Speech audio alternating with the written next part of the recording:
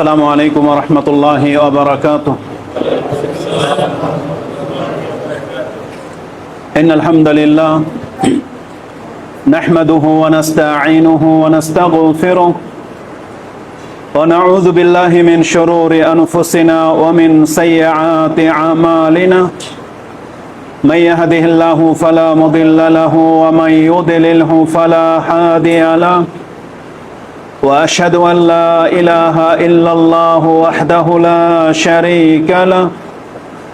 وأشهد أن نبينا محمد عبد الله ورسوله صلى الله وسلم وبارك عليه وعلى آله وصحبه أجمعين. أما بعد فإن أصدق الحديث كلام الله وخير الهدي هدي محمد صلى الله عليه وسلم وشر الأمور محدثاتها وكل محدثة بدعة وكل بدعة ضلالة وكل ضلالة في النار. فقد قال الله تبارك وتعالى في كلامه المجيد بعد أعوذ بالله من الشيطان الرجيم بسم الله الرحمن الرحيم ألف لام ميم أحسب الناس أن يتركوا أن يقولوا آمنا وهم لا يفتنون ولقد فتنا الذين من قبلهم فليعلمن الله الذين صدقوا وليعلمن الكاذبين. أم حسب الذين يعملون السيئات أن يسبقونا ساء ما يحكمون. প্রশংসা মাত্র আল্লাহ সুবহানাহু ওয়া তাআলার, যিনি বিশ্ব জগতের একমাত্র মালিক। যে আল্লাহ সুবহানাহু ওয়া তাআলা তিনি আমাদেরকে সৃষ্টি করেছেন মানুষ রূপে এবং মানুষের মধ্য থেকে তিনি আমাদেরকে মুসলিম করেছেন এবং অসংখ্য মুসলিমের মাঝে যারা এক আল্লাহর একত্বকে বোঝে, যারা আল্লাহ সুবহানাহু ওয়া তাআলার আনুগত্যকে মেনে নিয়েছে, যারা প্রতিনিয়ত আল্লাহ সুবহানাহু ওয়া তাআলার ইবাদতে লিপ্ত, আল্লাহ আমাদেরকে তাদের অন্তর্ভুক্ত করেছেন। তাই আমরা আল্লাহ সুবহানাহু ওয়া তাআলার প্রশংসা করি, আমরা বলি আলহামদুলিল্লাহ। সালাতু ওয়া সালাম প্রিয় নবী মুহাম্মদুর রাসূলুল্লাহ সাল্লাল্লাহু আলাইহি ওয়াসাল্লামের প্রতি, যার মাধ্যমে আমরা একটি কল্যাণকর দিন পেয়েছি, যার মাধ্যমে আমরা সম্মানিত হতে পেরেছি, যার মাধ্যমে আল্লাহ আমাদের উপরে অনেক বেশি ইহসান করেছেন। কারণ পৃথিবীতে অসংখ্য নবী রাসূল এসেছেন এবং তাদের উম্মাহ ছিল, কিন্তু আমাদেরকে আল্লাহ যে সম্মানটা দিয়েছেন সেটা অন্য কোনো উম্মতকে দেয়নি। আমাদেরকে সর্বশ্রেষ্ঠ রাসূলের যুগে, সর্বশেষ নবীর যুগে আমাদেরকে পৃথিবীতে সৃষ্টি করেছেন এবং সমস্ত জাতি থেকে আল্লাহ আমাদেরকে সম্মান দিয়েছেন। এবং কিয়ামতের মাঠে আমাদের বিচার প্রথমে শুরু করা হবে, জান্নাতে প্রবেশের ক্ষেত্রেও এই উম্মতকে প্রথম অগ্রাধিকার দেওয়া হবে। আমরা সে রাসূলের প্রতি সালাত এবং সালাম পাঠ করি, আমরা বলি আল্লাহুম্মা সাল্লি আলাইহি আল্লাহুম্মা বারিক আলাইহি। প্রথম কথা হচ্ছে যে আল্লাহ সুবহানাহু ওয়া তাআলা তিনি হচ্ছেন স্রষ্টা, তিনি হচ্ছেন মালিক, তিনি হচ্ছেন আল কাদির, তিনি হচ্ছেন আল হাকিম। মানে আল্লাহ সুবহানাহু ওয়া তাআলা তিনি আমাদের মাবুদ, তার ইবাদতের জন্যই আমাদের সৃষ্টি। তার কাজ হচ্ছে আদেশ করা, আর আমাদের কাজ হচ্ছে সেই আদেশ নিষেধগুলো মেনে চলা। আল্লাহ সুবহানাহু ওয়া তাআলার কাজ হচ্ছে আমাদেরকে জিজ্ঞেস করা, কিন্তু আমাদের কাজ না আল্লাহকে জিজ্ঞেস করা। বরং আল্লাহ সুবহানাহু ওয়া তাআলা তিনি তার কাজে কর্মে একক ক্ষমতার অধিকারী এবং আমরা তার প্রতি ঈমান আনার কারণে এটা আমরা বিশ্বাস করি যে আল্লাহ যা করেন পৃথিবীতে সবকিছুর পেছনে তার হিকমা রয়েছে, এগুলোর পেছনে উদ্দেশ্য রয়েছে। বিনা উদ্দেশ্যে আল্লাহ সুবহানাহু ওয়া তাআলা কোনো কিছু ঘটান না। তো আজকের এই পরিস্থিতি যদি এটা হয়ে থাকে, আল্লাহ যেন আমাদেরকে ক্ষমা করে। আর না হয় যেই উদ্দেশ্যে আল্লাহ সুবহানাহু ওয়া তাআলা আজকের এই প্রোগ্রাম আমরা ওইভাবে ওপেন ফিল্ডে করতে পারিনি, আল্লাহর কাছে আমরা কৃতজ্ঞতা স্বীকার করি এবং তৌফিক কামনা করি। হতে পারে আল্লাহ সুবহানাহু ওয়া তাআলা পরবর্তীতে আল্লাহ আমাদেরকে আরো উত্তমভাবে করার তৌফিক দেবেন ইনশাআল্লাহ। এজন্য আমাদের মন খারাপ নাই, এটা আমাদের পক্ষ থেকে বললাম। আপনারা যারা আছেন, বিশেষ করে আয়োজক যারা বা দূর দূরান্ত থেকে যারা আসছেন, এখানে অধিকাংশ মানুষ দূরেরই মানুষ, কাছের মানুষ তেমন একটা হয়তো নাই, যদিও তারাও আসতো আমরা মনে করি, কিন্তু যেহেতু আসেনি আমরা ওই বৃষ্টিটাকে প্রতিবন্ধকতাই ধরব। আল্লাহ সুবহানাহু ওয়া তাআলা তাদেরকে নেকি দান করুক যারা আসার নিয়ত রেখেছিলেন কিন্তু আসতে পারেননি, আল্লাহ যেন তাদেরকেও মাহরুম না করেন। আর আয়োজক যারা আছেন, মন খারাপ করার কিছুই নেই, কারণ আপনি কি জন্য করেছেন? যদি হয় লোক দেখানো, যদি হয় আমরা প্রচার করব আগামীকাল আমাদের বক্তা এমন ছিল এবং আমাদের মাহফিলে এত মানুষ ছিল, তাহলে এগুলো হচ্ছে ইখলাসের খেলাফ।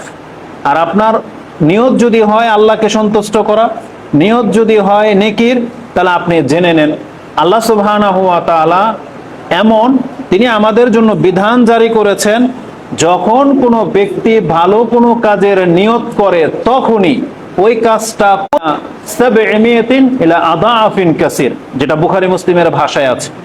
বা হাদিসটা এরকম, এটা আপনি বুখারী মুসলিমের দুই জায়গাতেই পাবেন, যে রাসূলুল্লাহ সাল্লাল্লাহু আলাইহি ওয়াসাল্লাম থেকে আব্দুল্লাহ ইবনে আব্বাস রাদিয়াল্লাহু তাআলা আনহুমা কোট করেছেন যে ইন্নাল্লাহা কাতাবাল হাসানাতি ওয়াস সাইয়্যাত সুম্মা বায়ানা যালিক ফামান হাম্মা বিহাসানাতিন ফালাম ইয়ামালহা কাতাবাহা আল্লাহু লাহু হাসানাতান কামিলা ওয়া ইন আমিলাহা কাতাবাহা আল্লাহু লাহু আশরা হাসানাতিন ইলা 700 ইলা আদাফিন কাসির। আব্দুল্লাহ ইবনে আব্বাস রাদিয়াল্লাহু তাআলা আনহুমা বলেন যে রাসূল বলেছেন, আল্লাহ তিনি যেই দিন আমাদেরকে সৃষ্টি করেছেন, আমলনামা সৃষ্টি করেছেন, সেই দিন থেকেই তিনি একটা লিস্ট করেছেন, এগুলো ভালো কাজের লিস্ট, এগুলো মন্দ কাজের লিস্ট। এগুলো লিখে, যেমন আল্লাহ সবচেয়ে বড় পাপ লিখেছেন আমার সাথে শিরিক করা, মানে শিরিক হচ্ছে সবচেয়ে বড় পাপ মুসলিমদের জীবনে। তারপরে ধরেন কাউকে হত্যা করা, তারপরে বাপমার অবাধ্য হওয়া, তারপরে জেনা করা, তারপরে চুরি করা, যুদ্ধের ময়দান থেকে পলায়ন করা, সতীসাধ্যী নারীদেরকে অপবাদ দেয়া, মিথ্যা বলা, বাটপারি করা, ডাকাতি করা, যত আছে এইভাবে সিরিয়াল আল্লাহ লিখেছেন। এমনকি রাসূল সাল্লাল্লাহু আলাইহি সাল্লাম বলেছেন, মসজিদের মধ্যে কেউ যদি একটা ময়লা ফেলে সেটাও ওই পাপের মধ্যে লেখা আছে। বুঝলেন, মানে এতটা গুরুত্ব দেওয়া হয়েছে, ওই লিস্টের মধ্যে লেখা আছে। আবার ভালো কাজ কি সেটাও আল্লাহ একটা লিস্ট করেছেন। সবচেয়ে ভালো কাজ হচ্ছে আল্লাহর প্রতি ঈমান আনা, রাসূলের প্রতি ঈমান আনা, মানে ঈমানের যে বিষয়গুলো, এগুলো হচ্ছে সবচেয়ে ভালো কাজ। তারপরে সবচেয়ে ভালো কাজ ঈমানের পরে সেটা হচ্ছে 5 ওয়াক্ত সালাত, ফরজ সালাত, তারপরে নফল সালাত, তারপরে এইভাবে যতগুলো ইবাদত আছে আল্লাহ এক এক করে লিখেছেন। এবং ভালো কাজের মধ্যে এটাও লেখা আছে, মসজিদ থেকে একটা ময়লা তুলে ফেলে দেওয়া, এটাও ওই ভালো কাজের লিস্টের মধ্যে লেখা আছে। রাস্তা থেকে কষ্টদায়ক বস্তু তুলে ফেলা, এটাও সেই লিস্টের মধ্যে লেখা আছে। এগুলো লিখে আল্লাহ নিজের কাছে রেখে নেননি, বরং সুম্মা বায়ানা যালিক, আল্লাহ সেটা আবার আমাদের কাছে প্রচার করেছেন, জানিয়েছেন যে বান্দা এগুলো হচ্ছে ভালো কাজ, এগুলো হচ্ছে মন্দ কাজ, এখন তোমরা ভালো কাজ করো আর মন্দ কাজ থেকে বাঁচো। এটা বলার পরে রাসূলুল্লাহ সাল্লাল্লাহু আলাইহি সাল্লাম বলেছেন, ফামান হাম্মা বিহাসানাতিন, ওই ভালো কাজের লিস্টের মধ্য থেকে কোনো একটা কাজের নিয়ত যখন কেউ করে, ফালাম ইয়ামালহা, কিন্তু কাজটা এখনো করে নাই, নিয়ত করেছে। কি নিয়ত করেছে? আমি হজ করব। নিয়ত করেছে ইনশাআল্লাহ আগামী কুরবানিতে আমি এত লাখ টাকার একটা গরু কুরবানি করব, আমার বাপ মাকে আমি হজে নিয়ে যাব, নিয়ত করে রেখেছে। নিয়ত করে রেখেছে আমি একটা মসজিদের এই অংশ করে দেব, আমি একটা এতিম পালবো, আমার তৌফিক হলে আমি এই 10টা এতিম খাওয়াইতাম। এই যে নিয়তগুলো, ভালো ভালো নিয়তগুলো যে মানুষের অন্তরে আসে, আপনি আশ্চর্য হয়ে যাবেন প্রত্যেকটা ভালো নিয়ত কত বিশাল। আপনি যদি মনে করেন আমার নিয়ত, আল্লাহ যদি আমাকে ক্ষমতায় দিত তাহলে আমি বাংলাদেশটাকে ইসলামিক রাষ্ট্র কায়েম করে ফেলতাম, এই নিয়ত যাদের আছে, কিন্তু পারতেছেন না। কিন্তু আপনি জেনে নেন রাসূল বলেছেন, হাদিস বুখারী মুসলিমে, কাতাবাহাল্লাহু লাহু হাসানাতান কামিলা, নিয়ত করার সাথে সাথে পুরো দেশটাকে আপনি ইসলামিক করলে যত নেকি হতো, হজ করে নিলে যত নেকি হতো, বাপমার খেদমত করলে যত নেকি হতো, কুরবানি করলে যত নেকি হতো, ওই নিয়ত করার সাথে সাথে তার আপনার আমলনামার মধ্যে সেই নেকি আল্লাহ লিখে দিয়ে দেয়। আর ফাইন আমিলাহা, আর যদি সে কাজটা করতে সক্ষম হয়, তখন আল্লাহ 10 নেকি থেকে শুরু করে নিয়তের উপরে, তৌফিকের উপরে 700 গুণ নেকি দেয়, এবং কারো কারো জন্য আল্লাহ বলেছেন আদাফান কাসীরা, বরং 700কেও পার করে ফেলে। তো আমাদের এই হাদিসটা বলার মূল কারণ হচ্ছে, যারা আজকে মানুষকে কোরআন হাদিসের কিছু কথা শোনানোর জন্য নেকির আশায় যদি করে থাকেন, আপনি জেনে নেন আল্লাহ আপনার নিয়তের উপরে ভিত্তি করে আপনাকে আল্লাহ নেকি দিয়ে দিয়েছেন। আর যদি এটা প্রতিষ্ঠিত হতো, হয়তো আমরা 10 গুণ বা আরো বেশি আমরা আল্লাহর কাছে পেতাম। তবে আমরা আমাদের মতো করে যথেষ্ট চেষ্টা করেছি, আপনারাও করেছেন, বাকি এটা আল্লাহর ইচ্ছা। কারণ আল্লাহ সুবহানাহু ওয়া তাআলা যেটা চায় সেটাই হয়, মানুষের চাওয়া পাওয়াতে কোনো ক্ষমতা নেই। ওমা তাশাউনা ইল্লা আইয়াশা আল্লাহ, আল্লাহ বলেছেন তোমাদের চাওয়া পাওয়াতে কিছু হবে না, বরং আল্লাহ যেটা চায় সেটাই পৃথিবীতে বাস্তবায়ন আল্লাহ করে। তা আমরা আলহামদুলিল্লাহ আল্লাহর উপরে আমরা নারাজ নই, নিরাশ নই, বরং আমরা আল্লাহর কাছে এর চেয়ে অনেক উচ্চ কিছু প্রত্যাশা করি। এটার হিকমা আমরা জানি না। হতে পারে তো যে বড় ধরনের ঘূর্ণিঝড়, জলোচ্ছ্বাস আমেরিকাতে কয়েকদিন আগে হয়ে গেল, আমাদের এখানে হইতে পারতো, কিন্তু আল্লাহ সুবহানাহু ওয়া তাআলা আমাদেরকে রহমতের বৃষ্টি দিয়ে ঠান্ডা করে দিচ্ছেন। এটা একটা বড় পজিটিভ বিষয়। আমাদের মাহফিলের চাইতেও হয়তো অনেক প্রয়োজন ছিল বৃষ্টির, যেটা এই অঞ্চলের জন্য, পশু পাখির জন্য, প্রাণীর জন্য বা আমাদের জন্য কল্যাণকর, যেটা আমরা হয়তো বুঝবো না। কারণ আল্লাহ সুবহানাহু ওয়া তাআলা তিনি হচ্ছেন আল হাকিম, প্রজ্ঞাময়। তার প্রত্যেকটা ফয়সালার প্রতি আমাদেরকে সন্তুষ্ট থাকতে হবে। তারপরে কিছু মানুষ আছে, আমরা জানি নেগেটিভ পজিটিভ 2 ধরনের দল থাকে সমাজে। তো এক শ্রেণীর মানুষ যারা মানে এই প্রোগ্রামকে হয়তো পছন্দ করে না, বা তার বিপরীত পার্টি, তারা হয়তো ভাববে, এবার তো মাইক দিয়ে দিতে পারেন, তারা হয়তো ভাববে যে ভালোই হয়েছে, তারাও মুসলিম, কোনো হিন্দু কেউ না, মুসলিমই, তারা হয়তো ভাববে যে ভালোই হয়েছে, কিন্তু তারা বুঝে না যে আল্লাহ সুবহানাহু ওয়া তাআলার ইচ্ছা অনিচ্ছার মূল্যটা কি। এতে ভালো আর মন্দের কিছু নাই।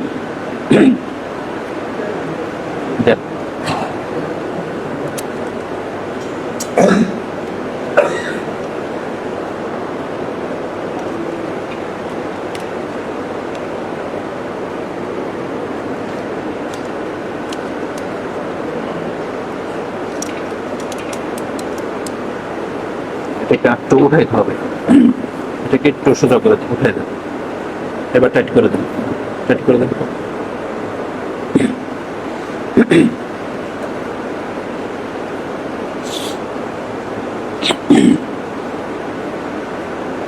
তো কথা হচ্ছে যে আমরা কারো প্রতি কোনো বিদ্বেষ পোষণ করব না, সবটাই আল্লাহ সুবহানাহু ওয়া তাআলার ইচ্ছার দিকে আমরা ছেড়ে দিচ্ছি। তো যদিও আমার ইচ্ছা ছিল যে আমি চলে যাই, যেহেতু অনেক চেষ্টা করা হয়েছে, কিন্তু কর্তৃপক্ষের রিকোয়েস্টে আবার যে কিছু মানুষ মসজিদেই অবস্থান করতেছে, তা ভাবলাম যে তাদের সাথেই এই বিষয়টা আজকে আপনাদের কাছে পেশ করি। কি চলবে, সমস্যা নেই,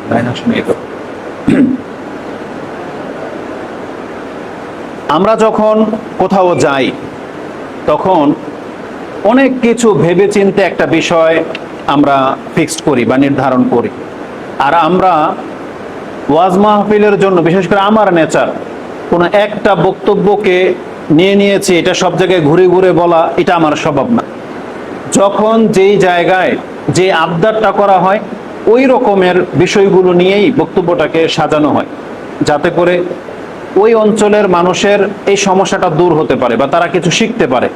এই জন্য আমরা যখন কোনো একটা বক্তব্য নেই, আমরা নতুন করে এটা আবারকে সাজাই, আবার কোন কথাটা বেশি গুরুত্বপূর্ণ হতে পারে সেটা আমরা চেষ্টা করি। তা আজকের এই মাহফিলের জন্য একটা বিষয় আমি নির্ধারণ করেছিলাম। আমার বিষয়টা হচ্ছে যে দাবি করলেই মুসলিম হওয়া যায় না। মানে মুখের কথা আপনাকে কোনো কল্যাণ এনে দেবে না বা ফয়দা দিবে না, নাজাত দেবে না, যতক্ষণ পর্যন্ত আপনি মুখে যেটা বললেন এটা আমল না করবেন। মানে মুখে বলতেছেন আপনি মুসলিম, পাক্কা মুমিন, কিন্তু আপনার আমলে যদি সেটা প্রকাশ না পায়, এর বিপরীত যদি প্রকাশ পায়, তাহলে আপনার মুখের কথায় আল্লাহর কাছে কোনো মূল্য নেই। এটা হচ্ছে আজকের বিষয়।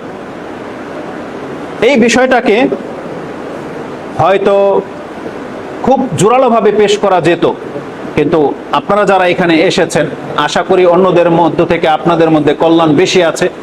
আপনারা অবশ্যই মুসলিম হওয়ার পাশাপাশি আমল করে থাকেন, কিন্তু কিন্তু কথাটা আপনাদের থ্রোতে আমরা অন্যকে শোনাবো, যারা হয়তো ইবাদত করে না, যারা হয়তো শুধু নামের মুসলিম, তাদের জন্য হয়তো বক্তব্য, কিন্তু এটা আপনারা আপনাদের গায়ে নেবেন না।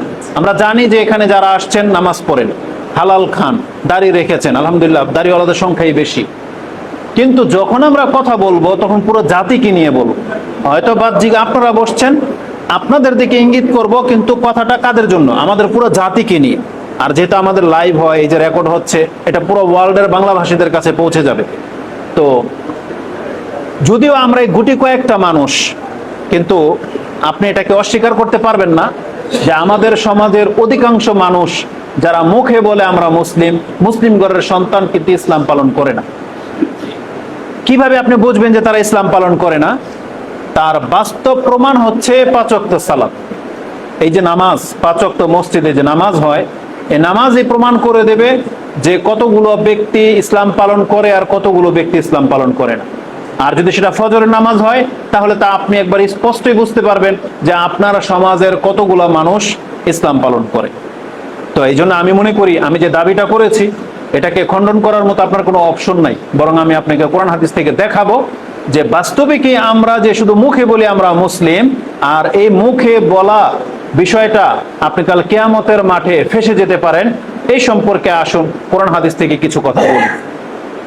এই লাইন কি কিছু এখন পর্যন্ত হয়নি? কি সমস্যা? এটা কেন মানে মাইকে হচ্ছে, মাইকে চলতেছে? ও আচ্ছা, ঠিক আছে। আর তাহলে আপনারা, আচ্ছা শোনেন, তাহলে আপনারা এই সমস্ত ব্যস্ততা ছেড়ে এইদিকে রাখেন, আপনারা করেন, বসেন, কেউ কারো ব্যস্ততা দেখায়েন না। প্রয়োজনে ওই যে পেছনের 2টা ফ্যান বন্ধ করে দেন, কারণ যেহেতু সাউন্ডটা আরো স্মুথ হওয়া উচিত। সব না, একটা বন্ধ করতে পারেন। আমরা শুনেন, এটা যেহেতু মাহফিলের মতো ওই রকমের লম্বা চূড়া আলোচনা হবে না, আমরা বেশি জোর আপনাদের ধৈর্যের উপরে 1 ঘন্টা যদি সময় দেন, আমি মনে করি অনেক। যেই দাবিটা করলাম এটা আপনাকে বুঝতে হবে। আজকে অধিকাংশ মানুষ শুধু মুসলিমের ঘরে জন্মবিদায় আপনি জান্নাতের ঠিকাদারি নিয়ে নিয়েছেন, কিন্তু আমরা বলে বলে হয়রান হয়ে যাচ্ছি। মুসলিম ভাই হিসেবে আমাদের এটা নৈতিক দায়িত্ব যে কোরআন হাদিসে কি আছে সেটা আপনাকে জানতে হবে, মানতে আপনি বাধ্য, যদি আপনি মুসলিম হয়ে থাকেন। আর আমাদের সন্তানদেরকে এটা মানতে বাধ্য করতে হবে, কারণ ইসলাম ছাড়া নাজাতের কোনো পথ নাই। একটা কমন আয়াত, সেটা আপনারা সবাই জানেন, বহুবার হয়তো শুনেছেন, যে সূরা আলী ইমরান 3 নম্বর সূরার 85 নম্বর আয়াতে আল্লাহ সুবহানাহু ওয়া তাআলা একবারে স্পষ্ট বলে দিয়েছেন যে ইন ওয়া ইয়াবতাগি গায়রাল ইসলামি দীনান ফালাই ইউকবালা মিনহু ওয়া হুয়া ফিল আখিরাতি মিনাল খাসিরিন। যে আল্লাহ বলে দিয়েছেন, ইসলাম ছাড়া যদি কেউ অন্য কোনো ধর্ম তালাশ করবে, অন্য কোনো মতাদর্শ, আমি আল্লাহ কোনোদিন তার কাছ থেকে সেটা গ্রহণ করব না। আর সে কিয়ামতের মাঠে সবচেয়ে বেশি ক্ষতিগ্রস্ত হবে। কেন? কারণ আল্লাহ তার আগেই বলে দিয়েছেন, যেটা আপনি এই সূরা আলী ইমরানের 19 নম্বর আয়াতে পেয়ে যাবেন, যে আল্লাহ বলেছেন ইন্নাদ দীনা ইনদাল্লাহিল ইসলাম, আল্লাহর কাছে একমাত্র মনোনীত ধর্ম হচ্ছে ইসলাম। মানে আল্লাহ আপনার চেহারার দিকে তাকাবে না, আপনার কোন ভাষা সে ভাষার দিকেও তাকাবে না, আপনার ন্যাশনালিটির দিকে তাকাবে না। আল্লাহ শুধু দেখবে যে আমি যে ধর্ম নাজিল করেছিলাম, ইসলাম যে দিন নাজিল করেছিলাম, এই লোকটা কি সেই দিনের অনুসারী কিনা, এটা শুধু আল্লাহ দেখবে। এখানে চেহারা যদি দেখা হতো, তাহলে আমাদের আগে ইউরোপিয়ানরা জান্নাত নিয়ে নিত, কারণ আমাদের চাইতে তারা বেশি সুন্দর। যদি ভাষা দেখা হতো, তাহলে আমাদের আগে আরবরা জান্নাতে চলে যেত। যদি ন্যাশনালিটি দেখা হতো, তাহলে আমাদের আগে সৌদি আরব লোকেরা জান্নাত চলে যেত। কিন্তু আল্লাহ সুবহানাহু ওয়া তাআলা আমাদেরকে বলেই দিয়েছেন যে আমি তোমাদেরকে বিভিন্ন কবিলায় ভাগ করে দিয়েছি, এটা জান্নাতের সার্টিফিকেট না। হিন্দুর ঘরে সন্তান জন্মে, মুসলিমের ঘরে সন্তান জন্মে, ইহুদি খ্রিস্টানদের ঘরে জন্ম হচ্ছে, এটা একটা সিস্টেম। এটা আল্লাহ সুবহানাহু ওয়া তাআলা স্বামী স্ত্রীর মিলনের মাধ্যমে, পিতা মাতার মাধ্যমে সন্তান হবে, এটা পশুরও হয়, এটা পশুরও হয়, এটা হচ্ছে আল্লাহর সিস্টেম। কিন্তু এটা জান্নাতে যাওয়ার সার্টিফিকেট না। যদি জান্নাতে যাওয়ার সার্টিফিকেট হতো, তাহলে আমাদের প্রথম সূত্রটাই হচ্ছে জান্নাতের পুরুষ দ্বারা। আমাদের পিতামাতা ছিল জান্নাতি, আদম আলাইহিস সালাম এবং হাওয়া আলাইহিস সালাম, তারা হচ্ছেন জান্নাতি। আর তাদের থেকে পৃথিবীর সমস্ত মানুষ, অতএব মুসলিমের ঘরে জন্ম হলেই যদি জান্নাত পাওয়া যেত, তাহলে আল্লাহ জাহান্নাম সৃষ্টি করার কোনো প্রয়োজন ছিল না। কারণ আদম জান্নাতি, তার সন্তানরা জান্নাত পাবে, এটাই নেচার। তখন আপনি ইহুদি হন আর খ্রিস্টান হন আর হিন্দু হন আর বৌদ্ধ হন, আল্লাহ সেটা দেখতেন না। কিন্তু আল্লাহ সুবহানাহু ওয়া তাআলা বলে দিয়েছেন, যার যার ঘরে যে সন্তান জন্মাবে, কত বাচ্চা ডাস্টবিনে পড়ে থাকে, তাই না? তাহলে ডাস্টবিনে জন্ম হওয়াটা এটা ওর বড় খারাপই না। বড় খারাপই হবে কখন? যখন ও বড় হবে, যখন ও বুঝবে, যখন ওর রবকে মেনে নেবে। তো ডাস্টবিনে জন্ম হওয়াটা এটার কোনো কিছুই বর্তায় না। কিন্তু ও যদি একেবারে রাজার ঘরেও জন্মায় আর ওর রবকে যদি না চিনে, তাহলে ওর জন্মটা ডাস্টবিনের হওয়ার চেয়ে তো খারাপ। যেমন নূহ আলাইহিস সালামের ছেলে জন্মেছে কার ঘরে? প্রথম রাসূলের ঘরে।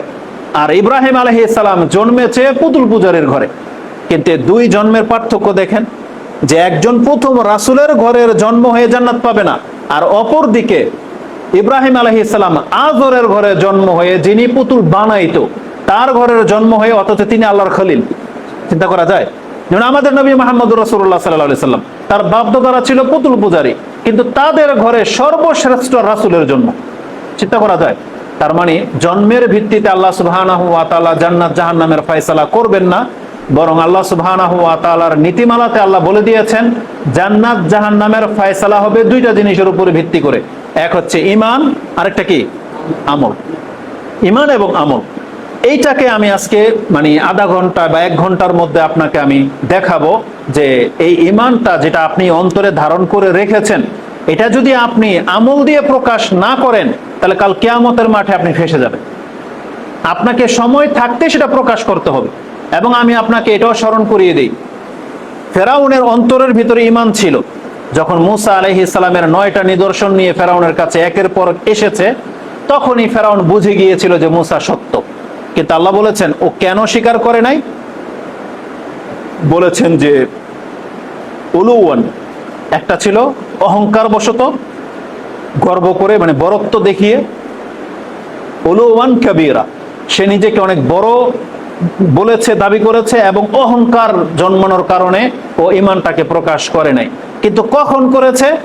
যখন ওর টাইম পাস হয়ে গেছে।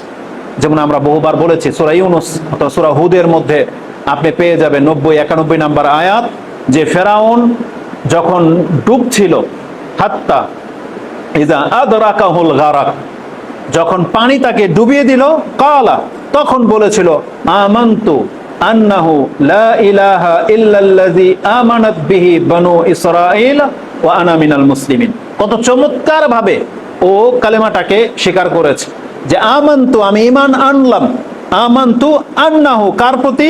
লা ইলাহা ইল্লাল্লাযী আমানাত বিহি বানু ইসরাঈল, সেই আল্লাহর প্রতি যেই আল্লাহ ছাড়া সত্য কোনো ইলাহা নাই। বনি ইসরাইলরা যে আল্লাহতে বিশ্বাসী, আমি ফেরাউন সেই আল্লাহর প্রতি ঈমান আনলাম, ও আনা মিনাল মুসলিমিন, আর আমি মুসলিমদের অন্তর্ভুক্ত। আমাদের নবী কি বলেছেন আমাদেরকে? যে যার শেষ কথা হবে লা ইলাহা ইল্লাল্লাহ, সে কি করবে? দাখালাল জান্নাহ, সে জান্নাতে যাবে। তাহলে ফেরাউনেরও শেষ কথা লা ইলাহা ইল্লাল্লাহ ছিল, কিন্তু জান্নাতে যাবে না কেন? তার মানে কি আমাদের নবীর হাদিসটা কি মিথ্যা হয়ে যাবে? আমাদের রাসূল কি ভুল বলেছেন? তাহলে না, আমাদের রাসূল সাল্লাল্লাহু আলাইহি ওয়াসাল্লাম যেটা বলেছেন এটাই চূড়ান্ত। কিন্তু বিষয়টা হলো, আল্লাহ বলেছেন ফেরাউন লা ইলাহা ইল্লাল্লাহ বলেছিল, তবে ওর সময়, টাইম পাস হয়ে যাওয়ার পরে। যেমন স্কুলে যখন পরীক্ষা শুরু হয়, ওনাদেরকে ওনাদের কাজ করতে দেন, আপনার এদিকে তাকান। স্কুলে যখন পরীক্ষা শুরু হয়, আমরা নেটে তো দেখেছি বড় বড় মানে গুরুত্বপূর্ণ পরীক্ষাগুলা, এইচএসসি, এসএসসি, তাতে দেখা যায় মাত্র 10 মিনিট লেট করে আসছে ছাত্র, তাকে ঢুকতে দেওয়া হয়নি। কয় মিনিট? 10 মিনিট। আর এমন কোন ছাত্র যদি আসে যে পরীক্ষার টাইমই পাস, ওর কোন কাজ হবে? কোনো কাজ হবে। তা আল্লাহ সুবহানাহু ওয়া তাআলা কিন্তু আমাদের জন্য একটা নির্দিষ্ট টাইম রেখেছেন। ঈমান, এটা নির্দিষ্ট টাইমের সাথে আল্লাহ আমাদেরকে বেঁধে দিয়েছেন। এটা আপনি বুঝবেন কখন? যখন শেষ যুগের মানুষগুলো পৃথিবীতে বেঁচে থাকবে। রাসূলুল্লাহ সাল্লাল্লাহু আলাইহি ওয়াসাল্লাম কি বলেছেন? লা তাকুমুস সাআ হাত্তা তাতলুশ শামসু মিন মাগরিবিহা, কিয়ামত ততক্ষণ পর্যন্ত কায়েম হবে না যতক্ষণ পর্যন্ত সূর্য পশ্চিম দিক থেকে উদিত না হবে। তাহলে বলেন তো, যেই দিন সূর্য পশ্চিম দিক থেকে উদিত হয়ে যাবে, তারপরে কি পৃথিবীতে মানুষ থাকবে কি থাকবে না? বলেন। আপনারা কি কথা বুঝেন? বলেন, সূর্য পশ্চিম দিক থেকে উদিত হয়ে যাওয়ার পরে পৃথিবীতে তখন মানুষ থাকবে কি থাকবে না? থাকবে। তখন তারা কি করবে? হাদিসে কিন্তু আছে, রাসূল বলেছেন তখন সমস্ত মানুষই ঈমান আনবে। সবাই দেখবে যে এখন আর উপায় নাই, কিয়ামত শুরু হয়ে যাবে, তখন তারা ঈমান আনবে। পশু তাদের সাথে কথা বলবে, এটা মুমিন এটা কাফের, পশু কথা বলবে, রাসূল বলেছেন। ওই তখন মানুষ ঈমান আনবে, কিন্তু এই ঈমান কি কাজে আসবে? কাজে আসবে না। কারণ এই যে দেখেন, একটা টাইম থাকে, সময় থাকে। আল্লাহ দয়াবান, আল্লাহ বলেছেন আমি দয়াবান, প্রতিদিন আল্লাহ ক্ষমা করার জন্য প্রস্তুত। রাসূলুল্লাহ সাল্লাল্লাহু আলাইহি ওয়াসাল্লাম থেকে ইমাম মুসলিম সেই হাদিসটা কোট করেছেন যে ইন্নাল্লাহা ইয়াবসুতু ইয়াদাহু বিল-লাইলি লিয়াতুবা মুসিউন নাহার ওয়া ইয়াবসুতু ইয়াদাহু বিন-নাহারি লিয়াতুবা মুসিউল লাইলি হাত্তা তাতলুশ শামসু মিন মাগরিবিহা। আল্লাহ সুবহানাহু ওয়া তাআলা দিনের পাপীদের জন্য সূর্য যখন ডুবতে থাকে তখন রহমতের আহ্বান করে ডাকে, আমার বান্দারা যারা দিনের বেলায় পাপ করে ফেলেছো, সূর্য ডুবে যাচ্ছে, আসো আমার কাছে তওবা করো, ক্ষমা চাও, আমি আল্লাহ ক্ষমা করে দেব। ঠিক রাতের পাপীদের জন্য ফজরের সময় সূর্য উদিত হওয়ার আগেই আল্লাহ ডাকে, রাতের যারা পাপ হয়ে গেছে আমার বান্দারা হয়তো ফজরের সময় আমার কাছে তওবা করবে, তখন আল্লাহ সুবহানাহু ওয়া তাআলা ক্ষমা করে দেওয়ার জন্য প্রস্তুত থাকেন। আর এই প্রস্তুতিটা আল্লাহর পক্ষ থেকে কতদিন পর্যন্ত থাকবে? রাসূল বলে দিয়েছেন হাত্তা তাতলু শামসু মিন মাগরিবিহা, সেই প্রস্তুতিটা থাকবে যতক্ষণ পর্যন্ত সূর্য পশ্চিম দিক থেকে উদিত না হয়ে যাচ্ছে। তার মানে আল্লাহ দয়াবান, এটা সত্য, কিন্তু আল্লাহর দয়াটা আর একটা সীমা আছে। আপনি যখন সেই সীমা পার করে ফেলবেন তখন আপনি আর আল্লাহর সেই দয়াটা পাবেন না। যেমন প্রত্যেক নামাজের একটা ওয়াক্ত আছে। যেই ব্যক্তি ঘুমিয়েছিল বা ভুলে গেছে তার তো মাপ আছে। রাসূল কি বলেছেন? ইযা যাকারাহা ফালিউসাল্লিহা, যখনই তার স্মরণ হবে তখনই সে সালাত আদায় করে নেবে। ফাযালিকাল ওয়াক্তুহা, এটাই হচ্ছে তার ওয়াক্ত। মানে একটা ব্যক্তি ঘুমিয়ে গিয়ে চলে অ্যালার্ম দিয়েছে, শুনতে পায়নি, হঠাৎ করে ঘুম ভেঙে দেখে 6টা বেজে গেছে। এখন কি করবে? সে ওযু করে নামাজ পড়বে। আর রাসূল বলেছেন এই নামাজটা তার ওয়াক্তের নামাজ পড়ার নেকি এনে দেবে। বুঝলেন?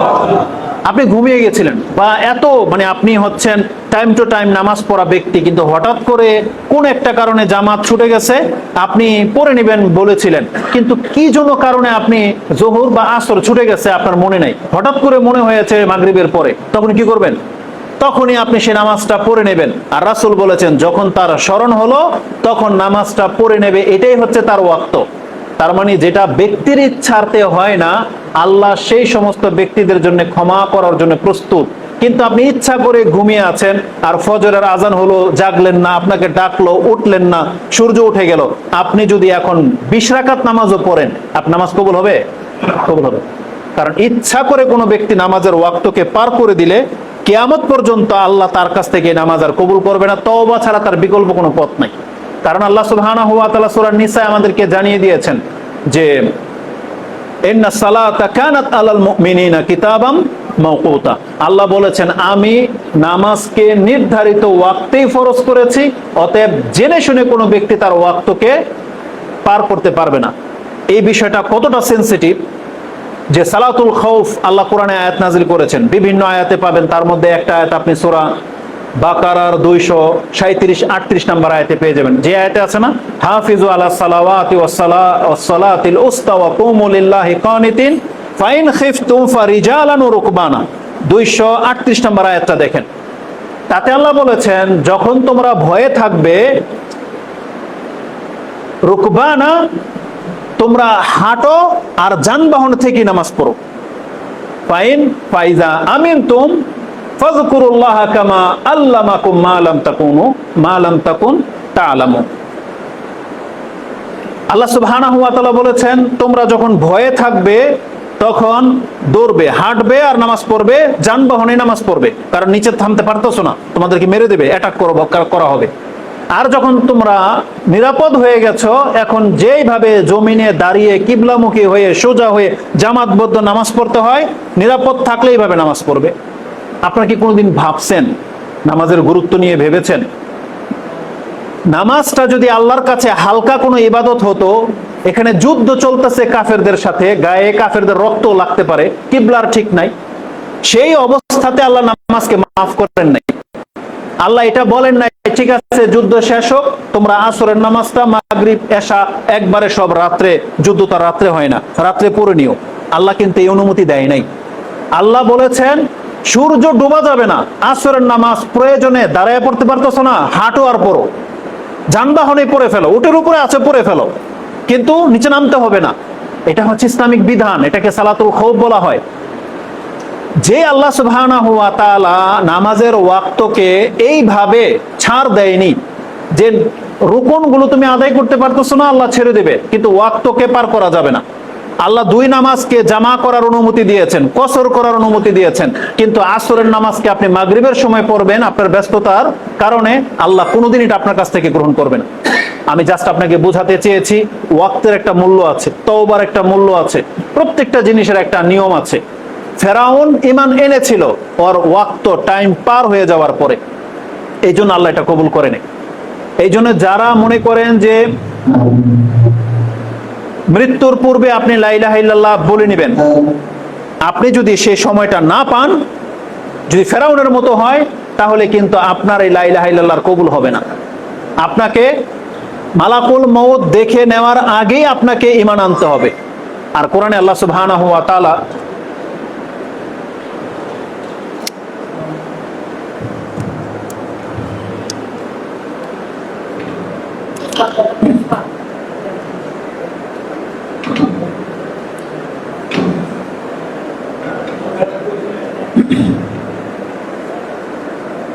আপনারা কি কথা বুঝেন? বিষয়টা হয়তো আমার মতো ছোট্ট একটা ব্যক্তি আপনার কাছে ব্যক্ত করতেছে, কিন্তু আপনাকে এটা নিতেই হবে, বাধ্য আপনি। কেননা কারণ এটাই হচ্ছে কোরআন সুন্নাহর দাবি। এটা আমাদের হুজুরদের মাসলা না, এটা এমন না যেটা কোনো মাযহাবী বিষয়, এটা ফিকহের কোনো বিষয়, বিষয়টা এমন না। এটা কোরআনে আল্লাহ আমাদেরকে জানিয়েছেন যে বিষয়টা এমনই। ওয়াক্ত পার হয়ে যাওয়ার পরে আপনার কাছ থেকে কোনোদিন আল্লাহ সুবহানাহু ওয়া তাআলা তওবা গ্রহণ করবে না। এই সম্পর্কে কোরআনের একটা আয়াত আমি আপনাকে শোনাতে পারি, যেটা আপনি সূরা আনআম 6 নম্বর সূরা 158 নম্বর আয়াতে পেয়ে যাবেন। আমি আপনাকে দেখিয়ে বলি যাতে করে আপনার ট্রাস্ট হয়ে যায়। 6 নম্বর সূরা কি বললাম?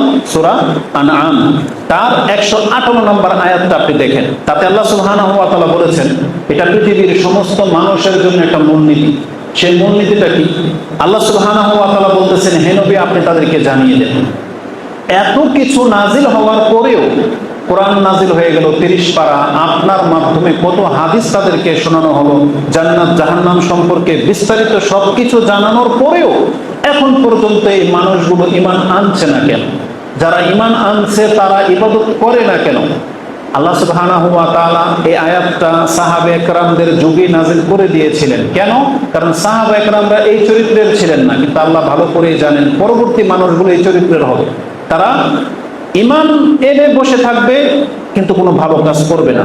আল্লাহ তাদের সম্পর্কে এই কোরআনের এই আয়াতটা রেখে দিয়েছেন, যেটা কিয়ামত পর্যন্ত বহাল থাকবে। সেটা কি? আল্লাহ বলেছেন হাল ইয়ানজুরুন, তারা কি এই অপেক্ষায় আছে, হাল ইয়ানজুরুনা ইল্লা আন তা'তিয়াহুমুল মালাইকা, যে আজকে সমাজের হুজুর দাড়িওয়ালারা তাদেরকে নামাজ পড়তে বলতেছে, তারা পড়ে না। আজকে সাধারণ কিছু মানুষ তারা ঈমান আনতে বলতেছে, সমাজের মানুষগুলো তাদেরকে বিশ্বাস করতেছে না, তাদের কথাকে মূল্যায়ন করতেছে না। আল্লাহ বলছে হাল ইয়ানজুরুনা ইল্লা আন তা'তিয়াহুমুল মালাইকা, তার মানে কি এই সমাজের লোকগুলো কি চাচ্ছে? যে ফেরেশতা নেমে আসুক, যে হুজুরদের কথায় কাজ হবে না, আমি আল্লাহ ফেরেশতা নাজিল করে দিই। মহিলারা কেন পর্দা করে না? পুরুষরা কেন ইসলাম মেনে চলে না? কেন দিন প্রতিষ্ঠিত করার কাজে আমাদের কোনো অ্যাক্টিভিটি নাই? আমরা কেন পশু পাখির মতো জীবনযাপন করতেছি? কেন? কারণ আমাদের ইমামরা কি আমাদেরকে বলে না তওবা করতে? আমাদের ইমামরা কি আমাদেরকে বলে না যে 5 ওয়াক্ত সালাত ফরজ, দাড়ি রাখতে হবে, পর্দা করতে হবে, আমরা মুসলিম, আমাদের সমাজটাকে ইসলাম দিয়ে সাজাতে হবে? এটা কি আমাদের ইমামরা বলে না? এই ক্ষেত্রে তো সমস্ত হুজুররা একমত নাকি না? আপনি কি বলতে পারেন, আপনি যখন বলেন যে মাযহাবের দোহাই যখন দেন, এটা অমুক হুজুর, এটা মাযহাবের হুজুর না, আপনারা মাযহাবের হুজুর, আপনি কি বলতে পারেন যে পৃথিবীর কোন মাযহাবের হুজুর নামাজ পড়তে হয় না এটা বলেছে? কেউ কি বলেছে এটা? নামাজ পড়তে হবে না এটা কোনো হুজুর বলছে? সব দলের হুজুররাই কি বলছে? যে নামাজ ফরজ, নামাজ পড়তেই হবে। তাহলে আপনি প্রমাণ করে দেখান তো আপনার সমাজের লোকেরা আপনাদের বড় হুজুরদের কথা মানে না কেন? কারণ আজকে আমি আপনাদের কাছে বয়ান করলাম যে নামাজ পড়তে হবে ফরজ, আপনি আমারটা মানলেন না, বললেন এটা অমুক দলের হুজুর, মানলেন না। আপনার দলের হুজুর কি কথা বলে নাই যে নামাজ পড়তে হবে, এটা বলে না? তাহলে আপনাদের সমাজের লোকেরা আপনাদের সমাজের হুজুরদেরকে মানে না কেন? দাড়ি কেন রাখেন না আপনাদের হুজুরদের কথায়? হারাম কেন ছাড়তেছেন না? আপনাদের ঘরগুলো পর্দা কেন করে না? কেন করে না? তার মানে বোঝা যাচ্ছে আপনি হুজুরদের দোষ দিয়ে পার পাবেন না, বরং এখানে হচ্ছে হক গ্রহণ করা না করার ব্যাপার। মানে আপনি এমন ব্যক্তি, আমরা হুজুররা না, যদি ফেরেশতাও নাজিল হয়ে যেত আপনি হয়তো তখনও বাহানা করতেন যে ফেরেশতা কেন বলে, আমরা ফেরেশতার কথা কি বুঝবো, এটাই বলতেন। কিন্তু তারপর আল্লাহ বলেছেন হাল ইয়ানজুরুনা ইল্লা আন তা'তিয়াহুমুল মালাইকা, তারা কি এই অপেক্ষায় ইসলাম গ্রহণ করতেছে না বা সৎ হচ্ছে না যে তাদের কাছে ফেরেশতা নাজিল হবে? অথবা আল্লাহ সুবহানাহু ওয়া তাআলা বলেছেন নাকি তারা এর চাইতে আরো বড় কিছু চায়? সেটা কি? আল্লাহ বলেছেন আও ইয়াতিয়া রাব্বুক, নাকি আপনার রব স্বয়ং নিজে নেমে এসে বলবে যে মুহাম্মদকে বিশ্বাস করো, এই কোরআন এটা আমার কালাম, এটার প্রতি ঈমান আনো, দেখো জান্নাত জাহান্নাম সত্য, আমি আল্লাহ বলতেছি, সালাত আদায় করো। আল্লাহ বলতেছেন যে নাকি তারা আপনার রবকে দেখতে চায়? এদের সম্পর্কে আল্লাহ সুবহানাহু ওয়া তাআলা বলেছেন আও ইয়াতিয়া বাদু আয়াতি রাব্বিক, নাকি তারা আপনার রবের কোনো বড় নিদর্শন দেখার জন্য অপেক্ষা করতেছে যে তখনই তারা বিশ্বাস করবে?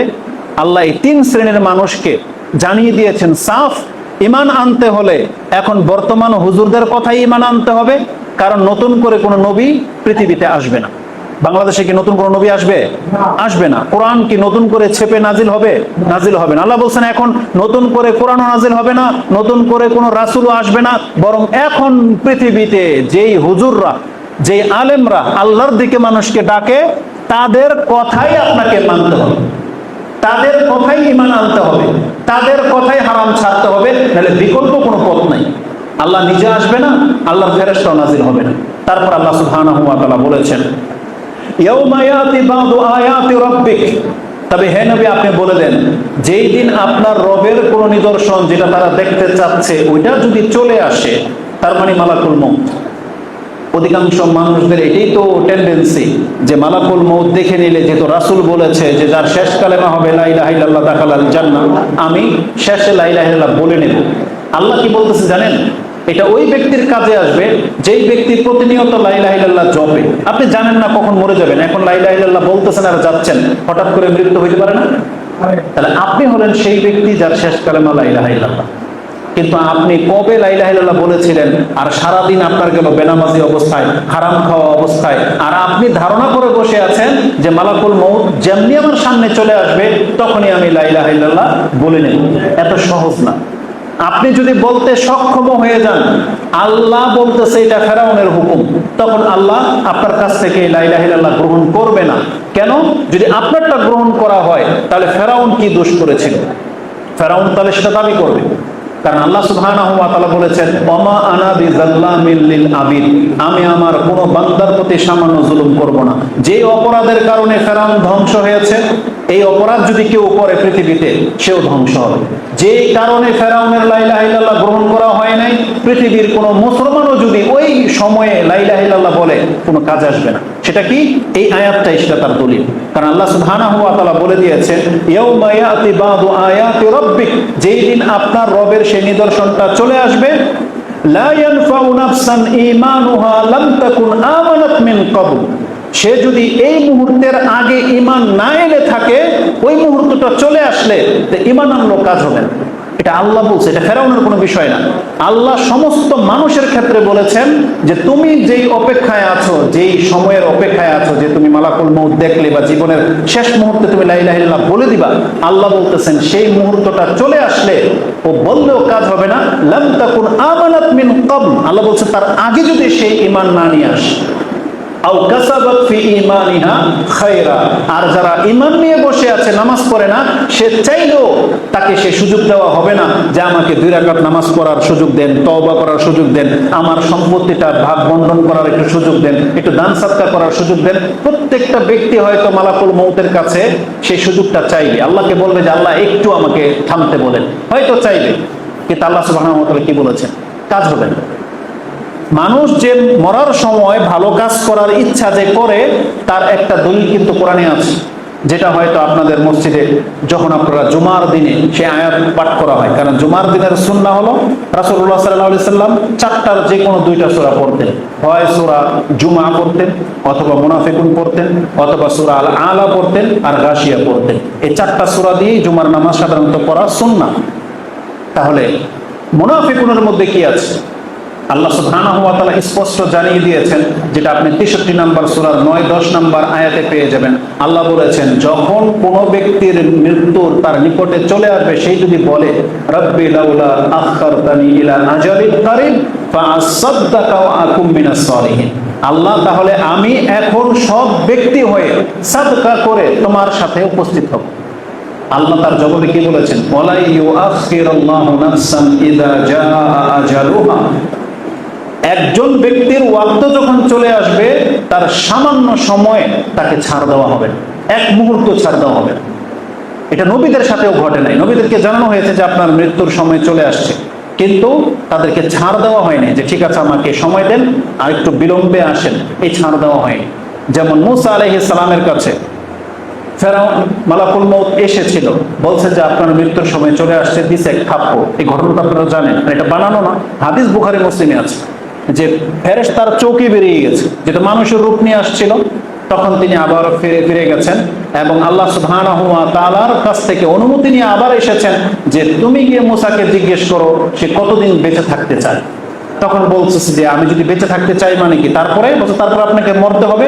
তখন বলছে যে না, তাহলে মরতেই যখন হবে তাহলে আমার সময় চলে আসলে আমাকে নিয়ে নেওয়া হোক। তখন তার আত্মাকে নিয়ে নেওয়া হয়েছে। তার মানে আল্লাহ সুবহানাহু ওয়া তাআলা এটা একটা ঘটনা জাস্ট আমাদের কাছে ব্যক্ত করেছেন, কিন্তু আল্লাহ বলেছেন কোন ব্যক্তির মৃত্যু তার এক সেকেন্ড এদিক সেদিক হয় না, এক সেকেন্ড এদিক সেদিক হয় না। আমাদের আর আম্বিয়াদের, নবীদের মধ্যে পার্থক্য হলো তাদের কাছ থেকে অনুমতি নেওয়া হয়। যেমন আম্বিয়াদের কাছ থেকে অনুমতি নেওয়া হচ্ছে যে আপনার মৃত্যুর ডেট কিন্তু চলে আসছে। যেমন রাসূলুল্লাহ সাল্লাল্লাহু আলাইহি ওয়াসাল্লামকে আল্লাহ অনুমতি চেয়েছেন যে আপনি কি আসতে চান না থাকতে চান। আর আয়েশা রাদিয়াল্লাহু তাআলা আনহা তিনি বলেছেন যে রাসূলুল্লাহ সাল্লাল্লাহু আলাইহি ওয়াসাল্লাম যখন হাত তুলে বলেছিল আল্লাহুম্মা রফিকাল আলা, তখন আমি বুঝে নিয়েছিলাম যে রাসূল আর থাকতে চাচ্ছেন না, তিনি তার সুউচ্চ বন্ধু মানে আল্লাহর সাথে তিনি সাক্ষাৎ করতে চাচ্ছেন। আর তারপরেই রাসূল সাল্লাল্লাহু হাত নিচে পড়ে গিয়েছিল। তার মানে বোঝা যাচ্ছে যে নবীদের কাছ থেকে আল্লাহ সেই অনুমতি সম্মানের সাথে জিজ্ঞেস করেন যে আপনি কি প্রস্তুত। তার মানে আল্লাহ ভালো করেই জানে যে কোন নবী এর খেলাফ যাবে না, আল্লাহ ওইভাবে তাকদীরকে লিখে রেখেছেন। তা আমি যেটা আপনার কাছে দেখাতে চেয়েছি, সূরা আনআমের এই 158 নম্বর আয়াতটি আপনি খুব মনোযোগ সহকারে শুনবেন। যারা মনে করেন যে আমার হাতে তওবা করার যথেষ্ট সময় আছে, আপনি জেনে নেন না, যথেষ্ট সময় আপনার কাছে নাই। প্রত্যেকটা মানুষের তওবা করার সময় ওটাই যখন সে গাফেল ছিল, কেউ তাকে বলার ছিল না, কিন্তু এখন তার কানে আল্লাহর ডাকটা পৌঁছে গেছে, তাকে বুঝতে হবে এটাই আমার তওবার সময়। এই সময় যদি আমি গ্রহণ না করি, এই সুযোগটা হয়তো আর পরবর্তীতে আমি নাও পেতে পারি। কারণ নবীরা বহুদিন দাওয়াত দিয়েছে, যারা ঈমান আনার তারা প্রথম চান্সে ঈমান এনে নিয়েছে, আর যারা ঈমান আনেনি তারা শেষ পর্যন্ত ঈমান আনেনি। তা আমাদের অন্তর যেন এমন না হয়ে যায়। তা আমি আমার মূল বিষয়টা যেটা আপনাকে বোঝাতে চেয়েছি, শুরুতে চলে আসি যে মুখে ঈমান দাবি করলেই এটা নাজাতের জন্য যথেষ্ট না, আপনাকে সেটা আমল দিয়ে প্রকাশ করতে হবে। আর আমল করতে হবে সময় থাকতে। ওইটা বলতে গিয়ে কিন্তু এই পর্যন্ত চলে আসছি। এবার আসুন আমি আমার দাবি যেটা করেছি এটার পক্ষে কিছু দলিল আমি আপনাকে দিয়ে দিই। প্রথমত আমাদের সালাফ যারা, মানে আমাদের পূর্বের জ্ঞানী, বড় বড় জ্ঞানী যারা ছিলেন, যেমন হাসান আল বসরি, তারপরে হচ্ছে আলকামা, তারপরে হচ্ছে আপনার তারও আগে হাদিসের ইমামগণ, ইমাম বুখারী, মুসলিম, আবু দাউদ, তিরমিজি, তারও আগে চারো ইমাম শাফি রাহিমাহুল্লাহ, তার আগে প্রথম ছিলেন ইমাম আবু হানিফা রাহিমাহুল্লাহ, তারপরে ইমাম শাফি, তারপরে ইমাম মালিক, ইমাম আহমদ বিন হাম্বল, তার আগে সাহাবা ইকরাম, যত সালাফরা আমাদের কাছ থেকে বিদায় নিয়েছেন, তারা কোরআন হাদিস থেকে যা শিখেছেন আমাদেরকে সেটা বোঝানোর চেষ্টা করেছেন। এমন একটা উক্তি হাসান আল বসরি রাহিমাহুল্লাহ তিনি করতেন, তিনি বলতেন লা ইয়াসিহুল কাউলু ইল্লা বিআমালিন ওয়া লা ইয়াসিহুল কাউলু ওয়া আমালুন ইল্লা বিন্নিয়াহ ওয়া লা ইয়াসিহুল কাউলু ওয়াল আমালু ওয়াল নিয়াতু ইল্লা বিসুন্নাহ কথাটা কত গুরুত্বপূর্ণ এটা আপনি যখন অনুধাবন করবেন বুঝতে পারবেন। হাসান আল বসরি রাহিমাহুল্লাহ তিনি বলেন, কোন ব্যক্তির মুখের কথা যথেষ্ট হবে না, লা ইয়াসিহু, শুদ্ধই হবে না, ইল্লা বিআমাল, তার কর্মবিহীন। তার মানে একজন মুখে যদি বলে আমি মুসলিম, কিন্তু মুসলিমের ইসলামের কোনো কাজ করে না, ইসলামের প্রথম কাজ কি বলেন? একটা ব্যক্তি যখন বলবে লা ইলাহা ইল্লাল্লাহ, এটা বলল, মুসলিম হইল, এখন তার প্রথম কাজ কি? তার নামাজ। এখন যেই ব্যক্তি মুখে বলে আমি মুসলিম কিন্তু নামাজ পড়ে না, তাহলে হাসান আল বসরি রাহিমাহুল্লাহ কি বলতেছেন? লা ইয়াসিহুল কাউল, এই যে মুখে যে বলল আমি মুসলিম, এটা শুদ্ধ হবে না। তার মানে এটা আল্লাহর কাছে সঠিক বলে গণ্যই হবে না যে আপনি মুখে বলছেন আপনি মুসলিম। একটা হিন্দু এসে আপনার মেয়েকে যদি বিয়ে করতে চায়, যদি বলে যে আমি মুসলিম, আপনি কি এতেই মেনে নেবেন, নাকি এটার কোনো ব্যাখ্যা, বিশ্লেষণ, প্রুফ, কোনো প্রমাণ চাইবেন, নাকি চান না? বলেন।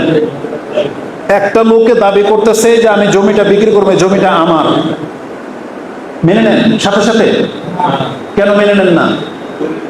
দলিল দেখাইতে হবে, প্রমাণ লাগবে, তাই না? তাহলে দুনিয়াবি ব্যাপারে যদি এটা ভালো বুঝেন, আল্লাহ সম্পর্কে আপনার কি ধারণা? আল্লাহকে আপনি ঠকিয়ে দিবেন? আল্লাহকে আপনি বলবেন যে আল্লাহ আমি ইমানদার, এটা বললে আল্লাহ মেনে নেবে? আল্লাহ যেটা মানবে না, এটা দলিল কোরআনে আছে, একটু পরে আমরা আসবো। তাহলে হাসান আল বসরি রাহিমাহুল্লাহ যে কথাটা বলেছেন যে লা ইয়াসিহুল কাউলু ইল্লা বিল আমাল, আমলবিহীন কথা শুদ্ধ হবে না।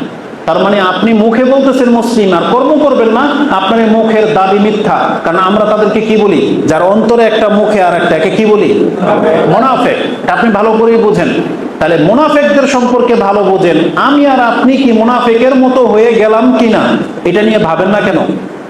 কারণ মুনাফিকরা তো এটা রাসূল সাল্লাল্লাহু আলাইহি ওয়াসাল্লামকে বলতো যে, ওই মুনাফিকরা বলতো নাশহাদু ইন্নাকা লা রাসূলুল্লাহ, আমরা সাক্ষী দিচ্ছি আপনি আল্লাহর রাসূল, মুখে বলতো কিনা? কিন্তু আল্লাহ কি বলেছেন? ইন্নাল মুনাফিকিনা লাকাযিবুন, মুনাফিকরা কিন্তু মিথ্যুক। আল্লাহ বলতেছে মিথ্যুক, ও তো মুখে বলতেছে আমি মুসলিম। তাহলে আমাদের মধ্যে আমরা যারা বলতেছি, মুখে বলতেছি মুসলিম, আমার বাপদাদা 14 পুরুষ মুসলিম, আপনি তো মুখে বলতেছেন। এখন আল্লাহ যদি বলে মিথ্যুক, আপনি কাকে বিশ্বাস করাইলেন? কিয়ামতের মাঠে আল্লাহ যদি আপনাকে বলে তুমি মিথ্যুক, এর জবাব কি দিবেন আপনি? আল্লাহকে কি আপনি কোনো কিছু দিয়ে মানে ব্যাখ্যা দিয়ে বুঝাতে পারবেন? কারণ আল্লাহ তো আপনার অন্তরের খবর জানে। অন্তর খবর জানে না? আপনি অন্তরে কি লুকায় রাখছেন এটা আল্লাহ ছাড়া কেউ জানে? তাহলে আল্লাহকে আপনি কিভাবে ধোঁকা দিবেন? আপনি আমাকে ধোঁকা দিতে পারেন, মসজিদের হুজুরকে ধোঁকা দিতে পারেন, বিয়ে করতে গেছেন সে শ্বশুরকে ধোঁকা দিতে পারেন, কিন্তু আপনি আল্লাহকে কিভাবে ধোঁকা দিবেন?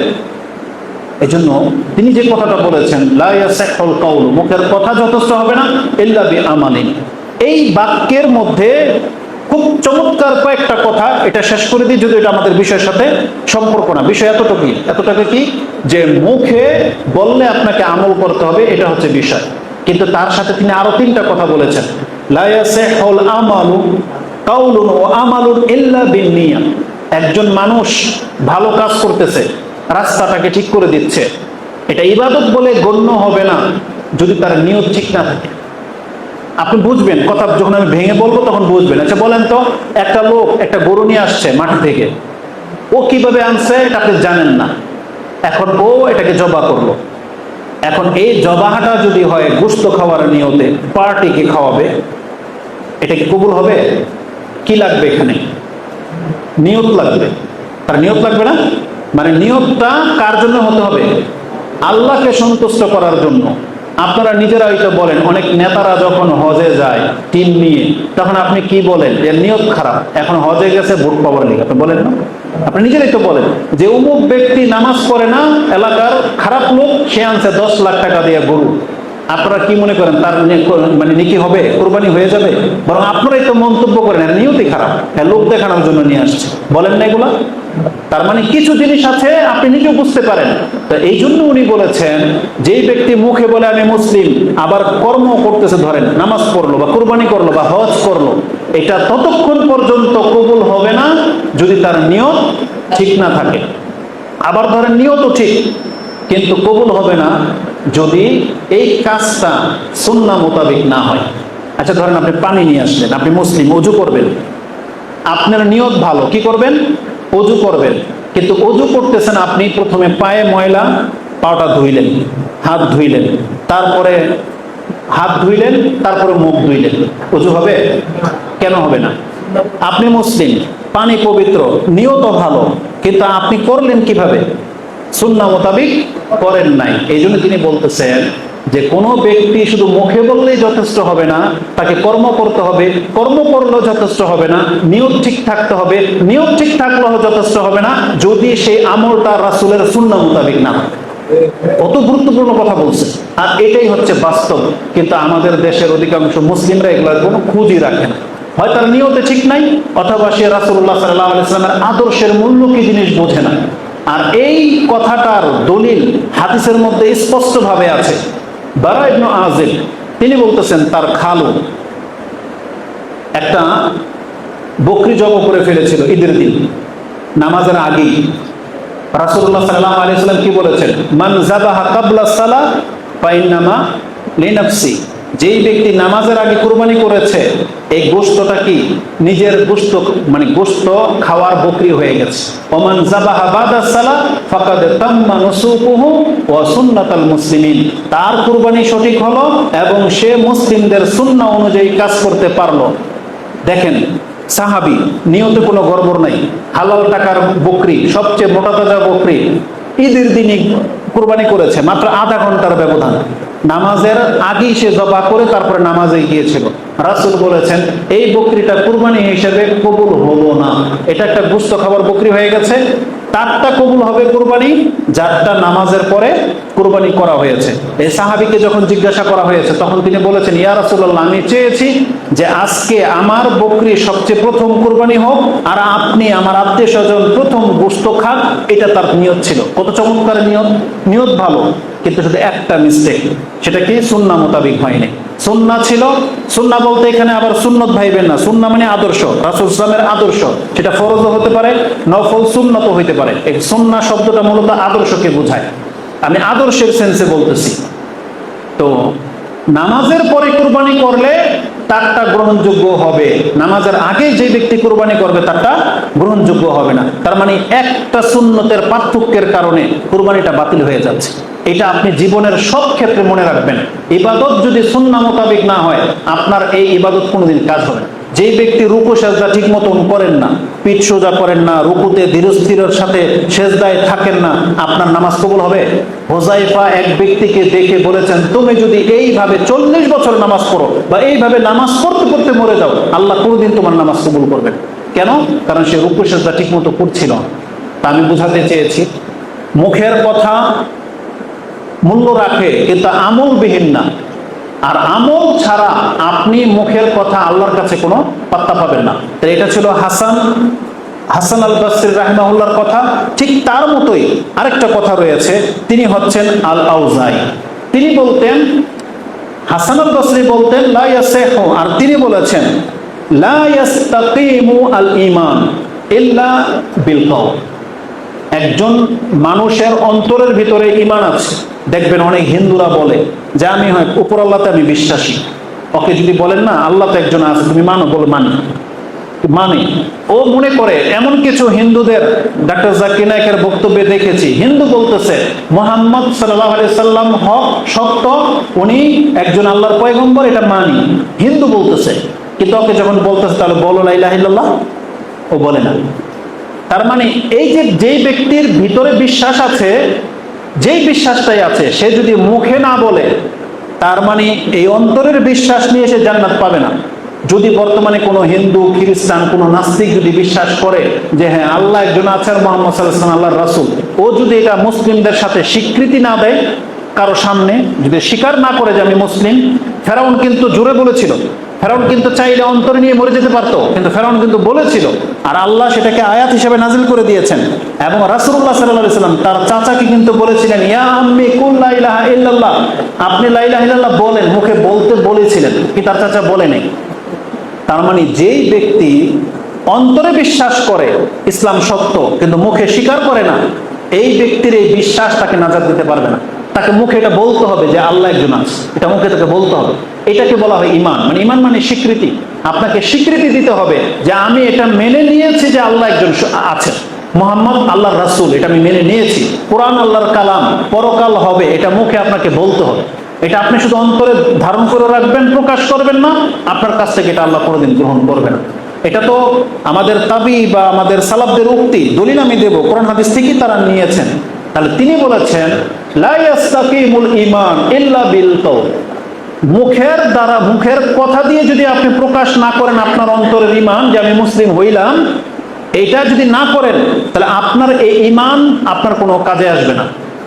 তারপরে বলছে ওয়ালা ইয়াস্তাকিমুল কাউলু ইল্লা বিল আমাল, এখন আপনি মুখে তো বলেছেন আমি মুসলিম হইলাম, কিন্তু আপনি যদি এখন সালাত না পড়েন, আপনি যদি মুসলমানদের সাথে, মুসলিমদের সাথে জিহাদ না করেন, মুসলিমদের সাথে ইসলামকে শক্তিশালী না করেন, বরং মুসলিমের খেলাফ যদি কাজ করেন, তাহলে আপনার মুখের কথায় প্রকাশ হবে না যে আপনি মুসলিম। আর মুসলিম হলে আপনাকে মুসলিমদের মতো আচরণ করতে হবে, আপনাকে সালাম করতে হবে, এখন আপনাকে ইসলাম শিখতে হবে। কিন্তু আজকে দুর্ভাগ্যবশত পৃথিবীর হিন্দু আর বৌদ্ধের কথা কি বলবো, অধিকাংশ মুসলিম মুসলিমের ঘরে জন্ম, অথচ ইসলাম শিখে না। ইসলাম শিখা মাত্র শুধু কোরআন শিখা না, কোরআন তো আপনি শিখবেনই, বরং আপনাকে জানতে হবে আজকে আপনার উপরে কি ফরজ ছিল, আপনি যেটা খাচ্ছেন এটা হালাল না হারাম জানতে হবে, আপনার সাথে তার বাপ মার সম্পর্কটা কেমন এটা আপনাকে মানতে হবে, আপনাকে মসজিদের সাথে কি সম্পর্ক এটা আপনাকে মানতে হবে, মানে আপনার টাকা আছে আপনাকে যাকাত দিতেই হবে। তার মানে এগুলো যারা শিখেন না, যারা মানেন না, আপনি এই মুসলিম হওয়াটা আপনার কিয়ামতের মাঠে কোনো কাজে আসবে না। আপনি হলেন জাস্ট বাই বার্থ, মানে মুসলিমের ঘরে জন্ম হয়ে গেছে বিদায় আপনি নিজেকে মুসলিম দাবি করতেছেন, কিন্তু যেই দাবি আল্লাহ চেয়েছে এটা আপনার মাঝে পাওয়া যায় না, এই জন্য আপনার ঈমান গ্রহণযোগ্য হবে না। তাহলে তাদের এই কথাগুলো অত্যন্ত চমৎকার, যে একজন ব্যক্তি শুধু মুখে দাবি করলেই তার মুসলিমত্ব গ্রহণ করা হবে না, তাকে আমল করতে হবে। এবার আসুন তারা কথাগুলো কোত্থেকে নিয়েছে, কোরআনের দুই একটা আয়াত আমি আপনাকে শুনিয়ে দিই। কোরআনে আল্লাহ সুবহানাহু ওয়া তাআলা বলেছেন, সূরা মায়দা 5 নম্বর সূরার একটা আয়াত 68 নম্বর আয়াত, তাতে আছে যে কুল, হে নবী আপনি বলে দিন, ইয়া আহলাল কিতাব লাস্তুম আলা শাই হাত্তা তুকিমুত তাওরাতা ওয়াল ইনজিলা ওয়া মা উনজিলা ইলাইকুম মির রাব্বিকুম। হে নবী আপনি বনি ইসরাঈলদেরকে বলে দেন, আহলে কিতাবদেরকে, যারা ইহুদি খ্রিস্টান, যখন রাসূল হয়ে আসছেন তখন খ্রিস্টানরা বলেছিল আমরাই শ্রেষ্ঠ, ইহুদিরা বলেছিল আমরাই শ্রেষ্ঠ। যেমন কোরআনে সেই আয়াতগুলো আছে, সূরা তাওবার মধ্যে আছে, সূরা তাওবার মধ্যে আছে যে ওয়াকালাতিন নাসারা ওয়াকালাতিল ইয়াহুদু লাইসাতিন নাসারা আলা শাই, ইহুদিরা বলেছিল খ্রিস্টানরা কিছুই না, ওয়াকালাতিন নাসারা লাইসাতিল ইয়াহুদু আলা শাই। আর খ্রিস্টানরাও যখন পৃথিবীতে আসছে তখন বলতেছে ইহুদিরা কিছুই না, আমরাই শ্রেষ্ঠ। ঠিক রাসূলুল্লাহ সাল্লাল্লাহু আলাইহি সাল্লাম যখন আসলো তখন এই ইহুদি খ্রিস্টানরা মুহাম্মদ সাল্লাল্লাহু আলাইহি সাল্লামকে মেনে নিতে চাইলো না। ওরা বলল যে নাহনু আবনাউল্লাহি ওয়া আহিব্বা, আমরা হলাম আল্লাহর সন্তানদের সন্তান, আমরাই হলাম আল্লাহর কাছে প্রিয়, এটা দাবি করলো ইহুদি খ্রিস্টানরা। তাই আল্লাহ কোরআনের আয়াত নাজিল করে দিয়ে বললেন, হে নবী আপনি বলে দেন, যদিও তারা বনি ইসরাইল, যদিও তারা অসংখ্য নবী রাসূল পেয়েছে, কিন্তু মুখের দাবিতে তারা শ্রেষ্ঠ হইতে পারবে না, তাদের এই শ্রেষ্ঠত্ব ক্যান্সেল। কেন ক্যান্সেল? আল্লাহ বলে দিয়েছেন, কোল আপনি বলে দেন, ইয়া আহলাল কিতাব লাস্তুম আলা শাই, তোমরা আল্লাহর পছন্দের বান্দা হওয়া তো দূরের কথা, তোমরা কিছুই না, লাস্তুম আলা শাই, আল্লাহর কাছে তোমরা উল্লেখযোগ্য কিছুই না, হাত্তা তুকিমুত তাওরাতা ওয়াল ইনজিলা ওয়া মা উনজিলা ইলাইকুম মির রাব্বিকুম, তোমাদের রবের পক্ষ থেকে যে আসমানি কিতাবগুলো নাজিল হয়েছে তোমাদের উপরে, এগুলোকে যদি বাস্তবায়ন না করো, জীবনের সাথে না গড়ো, তাহলে তোমরা মুখের জোরে নাজাত পাবে না, তোমরা কিছুই না, নাজাত তো দূরের কথা। এই আয়াত আপনি ভাববেন যে এখানে তো আহলে কিতাবদেরকে বলা হয়েছে, যে তাদেরকে বলা হয়েছে তোমরা তাওরাত ইনজিল কোরআনকে বাস্তবায়ন করো। আপনি জেনে নিন, যখনই আল্লাহ এই উম্মতকে কোনো আদেশ করেছে, পূর্বের জাতির কোনো ঘটনা বলেছে যে আল্লাহ বলেছেন এই তোমরা সাবধান হবা, তোমরা কিন্তু নবীকে নিয়ে বাড়াবাড়ি করবে না। কেন? কারণ তোমাদের পূর্বে যারা ধ্বংস হয়ে গেছে তারা নবীদেরকে নিয়ে বাড়াবাড়ি করত। আপনি ভাববেন না যে তারা নবীদেরকে বাড়াবাড়ি করে ধ্বংস হয়েছে, আমরা ধ্বংস হব না, না। কারণ ইসলাম যেটা আগেও হারাম করেছে, যেই অপরাধ, ওই অপরাধ যদি ইসলামে হারাম করে থাকে, তাহলে আপনিও যদি সেই অপরাধে জড়ান, তাহলে আল্লাহ এটা দেখবেন না যে আপনি মুহাম্মদের উম্মত, এটা দেখবে না, বরং আল্লাহর কাছে পাপী, আপনি হয়ে যাবেন পাপী। যেটা নবীদের সাথে তারা করতো, ওই একই অপরাধ যদি এই উম্মতের কেউ করে, আল্লাহ তাকেও কিন্তু ছাড়বে না। এই জন্য এই আয়াত আমাদেরকে নাজিল করে দিয়েছেন, যাতে করে আমরা এই কোরআনকে তাদের মতো করে অবমূল্যায়ন না করি। ইহুদি খ্রিস্টানরা যেমন আল্লাহর কিতাব তাওরাত ইনজিলকে একবারে ছুঁড়ে ফেলে দিয়েছে, বিকৃতি করে দিয়েছে, তাই আল্লাহ তাদেরকে লাঞ্ছিত করে দিয়েছে। আল্লাহ তাদের চাইতে শ্রেষ্ঠ কিতাব কোরআন আমাদেরকে দিয়েছেন, এবং আল্লাহ চেয়েছেন এই কিতাবটাকে যেন আমরা শক্ত করে ধারণ করি, আমরা যেন এই কোরআন থেকে নিজের জীবন থেকে সরে না যাই। আর এই আয়াতের ব্যাখ্যা যে এটাই, আপনি ইমাম বুখারীর কিতাব খোলেন, ইমাম বুখারী রাহিমাহুল্লাহ তিনি এই আয়াতের তাফসিরে ইমাম সুফিয়ান আস-সাওরী রাহিমাহুল্লাহর একটা উক্তি পেশ করেছেন। ইমাম সুফিয়ান আস-সাওরী হচ্ছে প্রখ্যাত আলেম, তার ওস্তাদের ওস্তাদ, যাদের মাধ্যমে হাদিসগুলো আমরা পেয়েছি। তিনি বলতেন, মা ফিল কোরআনি আয়াতুন আশাদ্দু আলাইয়া মিন ইয়া আহলাল কিতাবি লাস্তুম আলা শাই। ইমাম সুফিয়ান আস-সাওরী বলতেছেন, কোরআনের এমন কোন আয়াত আমার উপরে এত কঠিন মনে হয় নাই যে আয়াতটা সূরা মায়েদার এখানে আল্লাহ বলেছেন যে লাস্তুম আলা শাই হাত্তা তুকিমাত তাওরাতা ওয়াল ইনজিলা ওয়া মা উনজিলা ইলাইকুম মির রাব্বিকুম। তোমার রবের পক্ষ থেকে যে কোরআন নাযিল করা হয়েছে, পৃথিবীর কোনো মানুষ যদি এটা নিজের জীবনে বাস্তবায়ন না করো, তাহলে লাস্তুম আলা শাই, তোমরা আল্লাহর কাছে কিছুই না। তার মানে আজকে আমাদের চরিত্রটা কি? আমরা শুধু মুসলমানের ঘরে জন্ম হয়েছে, কিন্তু কোরআনের সাথে আমাদের কোনো সম্পর্ক নেই। সাহাবায়ে কেরামরা বলতেন যে 10টা করে আয়াত নাজিল হতো, আমরা রাসূলের কাছে সেই আয়াত শিখেছি, পড়েছি এবং এই আয়াতের উপরে আমল করেছি, তারপরে আবার 10টা আয়াতের দিকে গিয়েছি। তার মানে তারা অধিকাংশ সাহাবী বা ম্যাক্সিমাম সময় তারা কোরআন হাদিসকে নিজের জীবনে বাস্তবায়ন করে চলেছেন। কিন্তু আপনি কি বলতে পারবেন আমাদের সাথে কোরআনের কোন আয়াতটার সাথে আপনার সম্পর্ক ভালো? কে বলতে পারবেন যে আমি এতগুলো আয়াতের উপর আমল করি? আমাদের সবার চরিত্র এটা। শুধু আপনাদেরকে বলতেছেন, আজকে পুরো মুসলিম উম্মাহকে দেখেন, একটা আয়াত বলি তাহলে আপনি বুঝতে পারবেন যে আপনি আর আমি আজকে কোরআন হাদিস থেকে কতটা দূরে।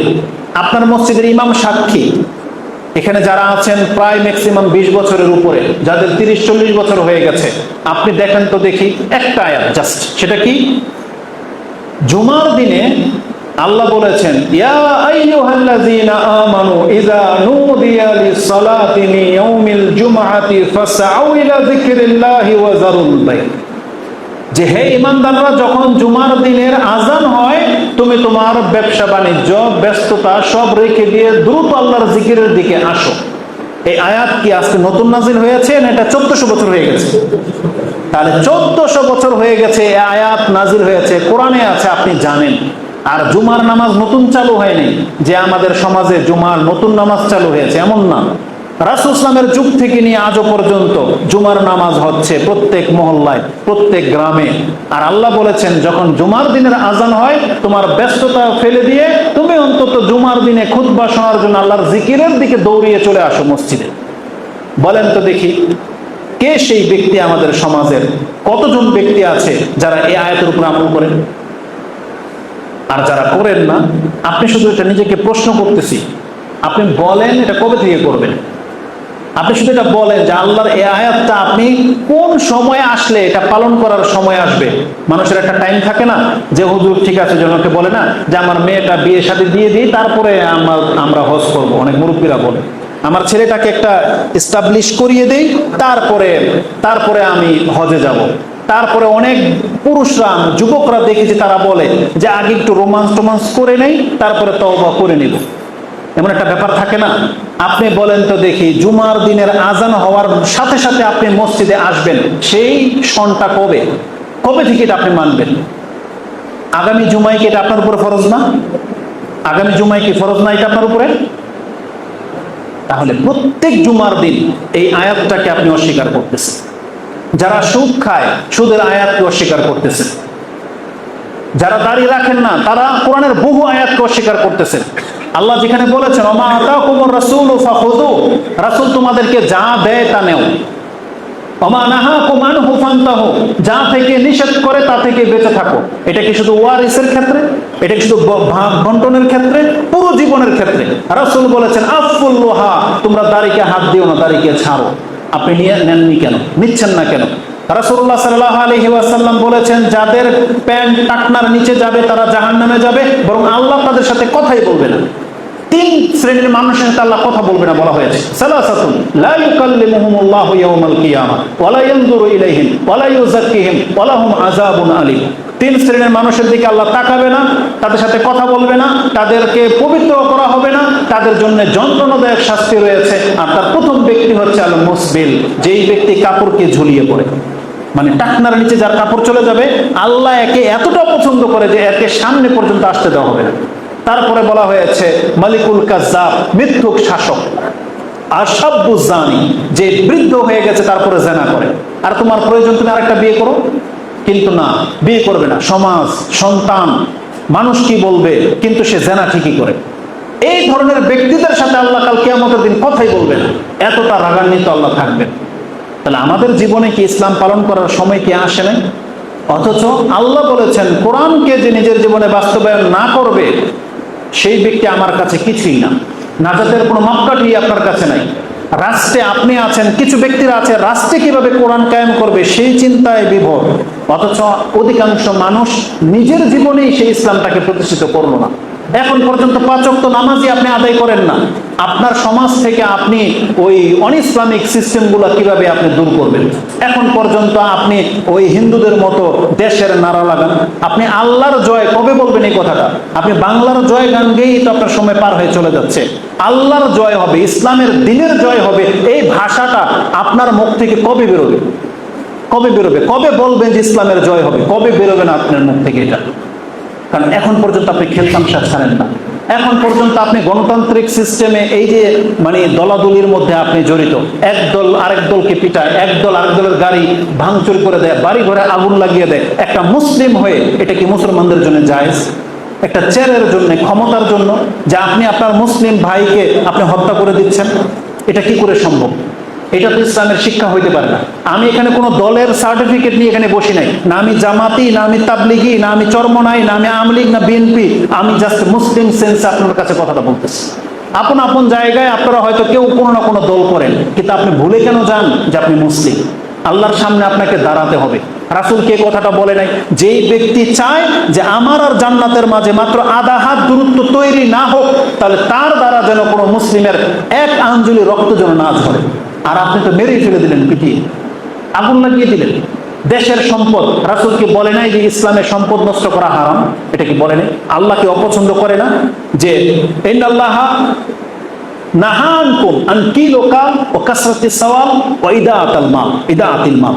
আল্লাহ এটা অপছন্দ করে যে তোমরা বেশি বেশি প্রশ্ন করবে, কাসরাতিস সাওয়াল ওয়া ইদাআতিল মাল, মালকে নষ্ট করে, এটা আল্লাহ অপছন্দ করে।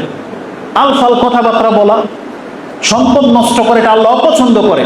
আর আমাদের সমাজে আপনি যদি দেখতে পান যে মানুষ কিভাবে, আর এটা কোনো সিস্টেম হইলো যে আমরা আসতে গিয়ে কথা বলতেছিলাম, একটা রিক্সা বা অটো চালক রাস্তার উল্টো দিয়ে ঢুকেছে, পুলিশ ওকে জরিমানা করতে পারে, ওকে ফাইন লাগাইতে পারে, ওর মিটারটাকে বাড়িতে ভেঙে দিল, চাক্কাটাকে খোঁচা দিয়ে ছিদ্র করে দিল। আরে রিক্সাওয়ালার চাক্কাটা আপনি খোঁচা দিয়ে নষ্ট করে দিলেন। এই যে খরচটা হবে, এই খরচে কার লাভ হইল? রাষ্ট্রের কোনো লাভ হইল না।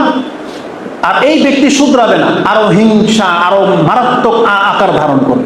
আপনি ওকে 10,000 টাকা জরিমানা করে দেন, রাষ্ট্রের ফান্ডের উপকার হবে, ও জনকার শিক্ষা পেয়ে যাবে, ও কোনোদিন আর উল্টা আসবে না।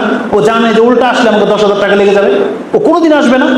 কিন্তু আপনি একটা অটো রিক্সার গ্লাস ভেঙে দিলেন, মিটারটা ভেঙে দিলেন, আরে মিটারটা তো চায়নার তৈরি, ইন্ডিয়ার তৈরি, টাকাটা তো ওদের কাছে চলে গেল। হিতাহিত জ্ঞান নাই মুসলিমদের।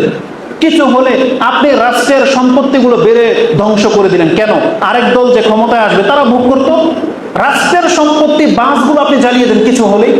আরে দুঃখজনক বিষয়, সুবহানাল্লাহ, আমরা তো বলে বলে হয়রান হয়ে যাব।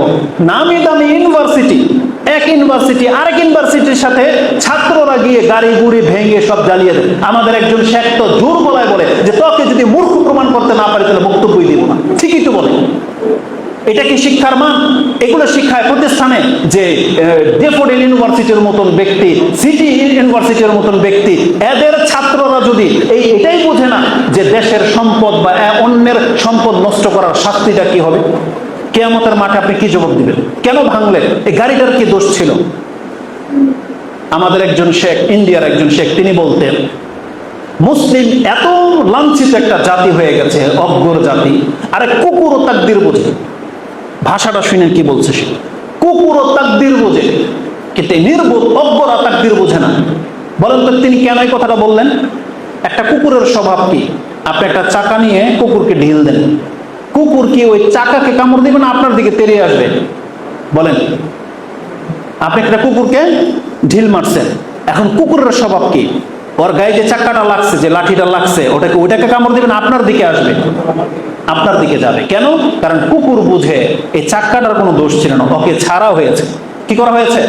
ওকে আমার দিকে ছাড়া হয়েছে, ছাড় থেকে ওকে ধরবে। আপনি কি মৌমাছি দেখেছেন না?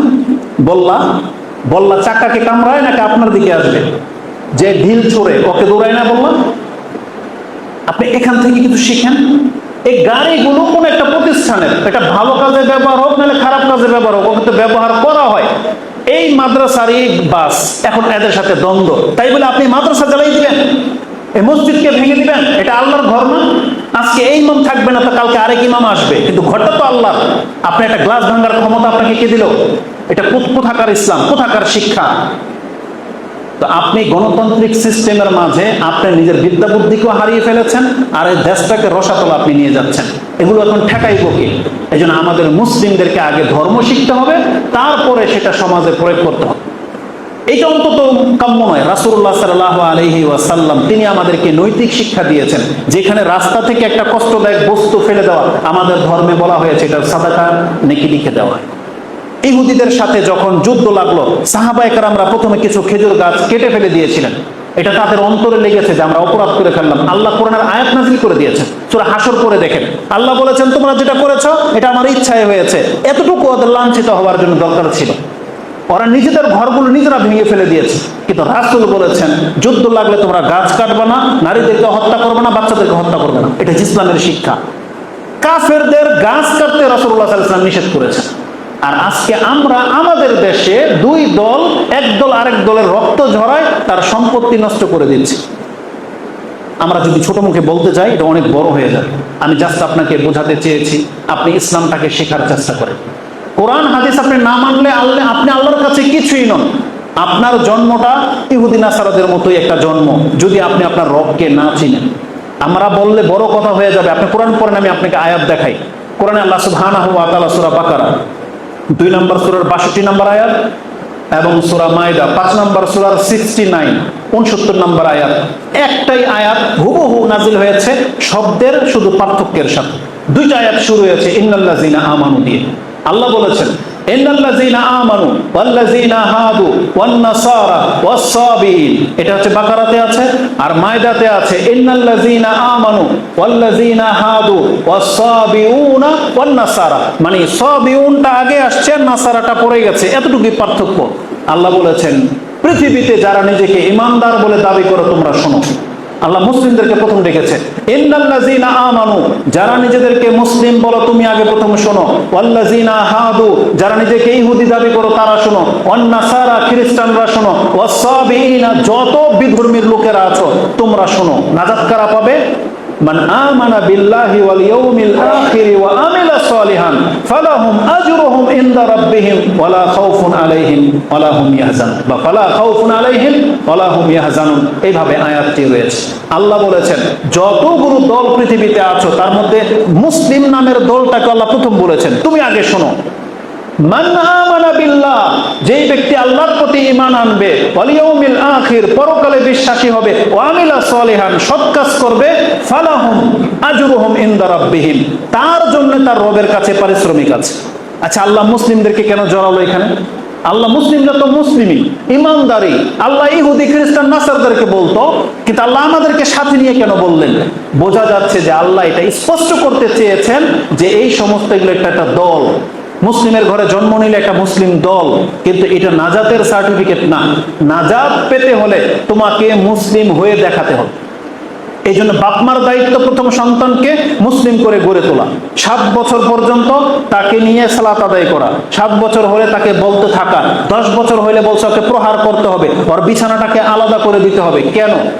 এই যে আপনি এখন নিজের সন্তানকে মুসলিম বানাচ্ছেন, এখন ও যদি ইসলাম মানে তাইলে মুসলিম, আর যখন মানবে না তখনই নাস্তিক, কাফের, মুরতাদ, মুশরিক তৈরি হয়। মুসলমানের ঘরের সন্তান নাস্তিক হয়, মুসলমানের ঘরের সন্তান মুশরিক হয়, কাফেরের ঘরের সন্তান কি মুশরিক হয়? কাফেরের ঘরের সন্তান কি নাস্তিক হবে? তাহলে নাস্তিক, মুনাফিক, মুশরিক এগুলো কাদের ঘরের সন্তান? মুসলমানের ঘরের সন্তান। এই জন্য আল্লাহ বলেছেন তুমি শিরক থেকে বাঁচো, মুনাফিকি থেকে বাঁচো, কুফরি থেকে বাঁচো। কাকে বলেছেন? মুসলিমদেরকে বলেছেন আল্লাহ। এই জন্য যারাই পৃথিবীতে ঈমান আনবে এবং ঈমানকে বাঁচাবে, আল্লাহ বলেছেন তাদের কোনো ভয় নাই। যেমন সূরা আনাম 6 নম্বর সূরার 82 নম্বর আয়াতে আল্লাহ সুবহানাহু ওয়া তাআলা এটাই বলেছেন। আল্লাহ বলেছেন, কি বলেছেন? আল্লাযীনা আমানু ওয়া লাম ইয়ালবিসু ঈমানাহুম বিযুলমিন উলাইকা লাহুমুল আমনু ওয়া হুম মুহতাদুন। নিশ্চয়ই যারা ঈমান আনবে আর ঈমান আনার পরে সেই ঈমানটাকে জুলুম দিয়ে মিশ্রণ ঘটাবে না, এরাই হলো আল্লাহর পক্ষ থেকে সার্বিক নিরাপত্তা প্রাপ্ত, আর এরাই হচ্ছে হিদায়াত প্রাপ্ত, এরাই হচ্ছে মুফলিহুন, এরাই মুক্তি পাবে। তার মানে আল্লাহ বলেছেন ঈমান আনতে হবে এবং ঈমানটাকে নষ্ট করা যাবে না। আজকে যারা এখানে মুসলিম আছেন, আমরা আর বেশি লম্বা করব না, আমি শুধু আপনাদেরকে একটা কথা বলতে চাচ্ছি। আপনি কি জানেন যে আপনি মুসলিম এটা বললেই যে আল্লাহ ছেড়ে দেবে না? আল্লাহ যে কোরআনে বলেছেন যে আমি পরীক্ষা করব, এটা কি আপনি জানেন? এই কথাটা কি আপনার কান পর্যন্ত পৌঁছেছে? কোনোদিন শুনেছেন আপনি? আজকে এখান থেকে শুনে যান যে আল্লাহ বলেছেন এই কথা। আল্লাহ বলেছেন মানুষ আমার কাছে এসে যদি বলে আমি ইমানদার, এই কথা বললেই তাকে ছেড়ে দেব না, তাকে আমি পরীক্ষা করব দুনিয়াতে। আর একটা কুলের বাচ্চাকে পর্যন্ত আল্লাহ পরীক্ষা করবেন। হাদিসে এমনটাও আছে যে কিয়ামতের মাঠে যখন বিচার শুরু হবে, কিছু চালাক মানুষ আছে যারা আল্লাহকে বলবে যে আল্লাহ, এমন সময় মুহাম্মদ সাল্লাল্লাহু আলাইহি সাল্লাম নবী হয়ে আসছিল যখন আমার আকল কোনো কাজ করে না। মানে ধরেন যাদের বয়স 90-100 বছর হয়ে গেছে, আপনারা 100 বছরের দাদা নানাকে এখন নিয়ে আসেন, বলেন তো দেখি, বলেন তো নানা আল্লাহ কই, আল্লাহ কই, আল্লাহ কই, এভাবে বলবেন না তাকে? মানে আল্লাহ কোথায়? বলেন উপরে, উপরে। আপনি 10 বার দেখাইবেন যে বলেন আল্লাহ উপরে, বলেন আল্লাহ তুমি ওরা মাফ করে দাও। আপনার আপনার নানাকে দাদাকে বোঝাতে চাচ্ছেন। এই ব্যক্তিকে যার এখন সেন্সই কাজ করতেছে না, সে মানে কিছুই বুঝে না আপনি কি বলতেছেন, আপনি কি তার নাতি লাগেন না বাপ লাগেন, সব ভুলে গেছে। তাহলে এই সময় যদি ইসলাম আসতো, এই ব্যক্তি কি বুঝতো লা ইলাহা ইল্লাল্লাহ কি জিনিস? সে বুঝবে না।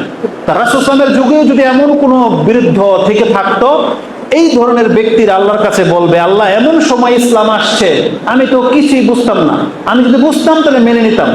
আল্লাহ বলবে আচ্ছা ঠিক আছে। হাদিসে এইভাবেই আছে। একটা পাগল বলবে আল্লাহ আমি তো পাগল ছিলাম, মুহাম্মদ সাল্লাল্লাহু আলাইহি ওয়াসাল্লাম দুনিয়াতে আসছে আমি তো কিছুই বুঝতাম না, আমি তো পায়খানা কি আর ভাত কি কিছুই বুঝতাম না, আমি তো পাগল ছিলাম।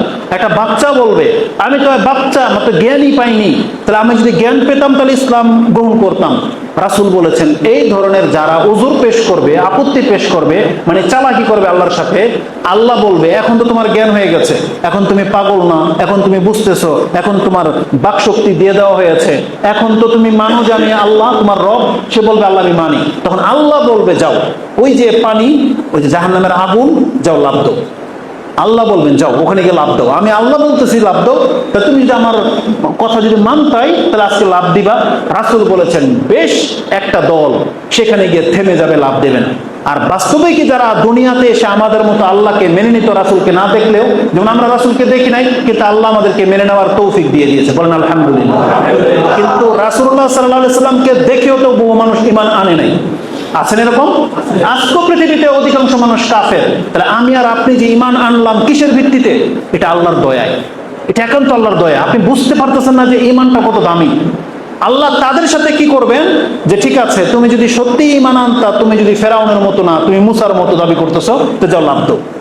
এই ব্যক্তি গিয়ে জাহান্নামের কিনারায় দাঁড়িয়ে যাবে এবং বলবে আল্লাহ এই জাহান্নামের আগুন থেকে বাঁচার জন্যই তো বাহানা করেছিলাম, বাঁচার জন্য বাহানা করেছিলাম। তখন প্রমাণ হয়ে যাবে যে দুনিয়াতে এই ব্যক্তি সুস্থ থাকলেও মুহাম্মদ সাল্লাল্লাহু আলাইহি ওয়াসাল্লামকে মেনে নেওয়ার মতন ব্যক্তি ছিল না। তখন আল্লাহ বলবে একে জাহান্নামে ফেলে দেওয়া হবে। আর যারা ওই যে আল্লাহর কথা শোনা মাত্রই লাভ দিবে, যেমন আজকে হাইয়া আলাস সালাহ বলা হয়, আর সালাতু খায়রুম মিনান নাওম, এই কথা শোনার পরে বিছানা ছেড়ে যারা মসজিদে চলে আসে, এই ক্যাটাগরির লোকেরা ওই জাহান্নামে আল্লাহ বলেছে লাভ দিয়ে দিবে, বুঝেন, লাভ দিয়ে দিবে। কিন্তু নিচে কি? আল্লাহর কথায় যারা আগুনে লাভ দিবে, আর রাসূল বলেছেন নিচে জান্নাত। আল্লাহর আদেশ মানার কারণে আল্লাহ তাদেরকে জান্নাত দিয়ে দিবে। এই জন্য বিনা পরীক্ষায় আল্লাহ হাসরের মাঠেও কাউকে ছাড়বে না। আর এই হাদিস বুখারী মুসলিমের বললাম আপনাকে। আর এখন যে আয়াতটা বলবো সেটা আল্লাহ সুবহানাহু ওয়া তাআলা সূরা আনকাবুত শুরুই করেছেন এই আয়াতগুলো দিয়ে, যেটা 29 নম্বর সূরার শুরুতে আল্লাহ বলেছেন আলিফ লাম মিম আহাসিবান নাস আইয়ুতরাকু আইয়াকুলু আমান্না ওয়া হুম লা ইফতানুন ওয়া লাকাদ ফাতান্নাল্লাযীনা মিন ক্বাবলিহিম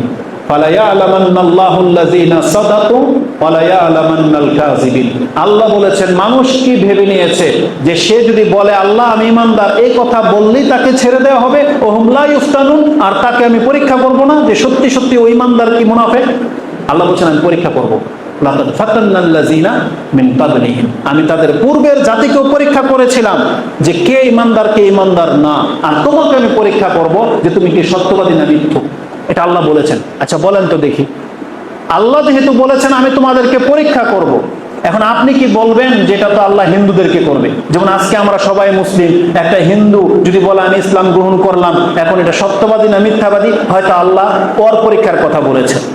এটা কি শুধু হিন্দুদের জন্য, এটা কি শুধু নবমুসলিমদের জন্য, বরং এটা আমাদের সবার জন্য, এটা আমাদের সবার জন্য। আল্লাহ বলেছেন প্রত্যেককে আমি পরীক্ষা করব। এই জন্য আমি আমার মুসলিম ভাইদেরকে বলতেছি, আল্লাহ নিজে যখন বলতেছে যে তোমার পরীক্ষা চলতেছে, এই পরীক্ষাটা চলবে কতদিন পর্যন্ত? মৃত্যু পর্যন্ত। আমি আর বেশি লম্বা করবো না, শোনেন একটু। আল্লাহ বলেছে যে পরীক্ষাটা চলবে কতদিন পর্যন্ত? মৃত্যু পর্যন্ত। আপনি কি জানেন আপনার পরীক্ষাটা কি? আল্লাহ বলেছেন সেটা হচ্ছে আমার ইবাদত। কারণ আল্লাহ সুবহানাহু ওয়া তাআলা বলেছেন ওয়াবুদু রাব্বাকা হাত্তা ইয়াতিয়াকাল ইয়াকিন, তোমাকে মরার পূর্ব মুহূর্ত পর্যন্ত আমার ইবাদত করতেই থাকতে হবে। কি সমস্যা? কি সমস্যা? তো পাচার পারেন কেন? গেছে তো আমি দেখতেছি, সবাই দেখতেছি। আমি তো বললাম যে 5 মিনিট শেষ করবো, কথা বলার দরকার ছিল না। তো কথা হচ্ছে যে আমরা সবাই পরীক্ষিত, আমাদের পরীক্ষা চলতেছে। আপনি ভাববেন না যে আপনি পৃথক।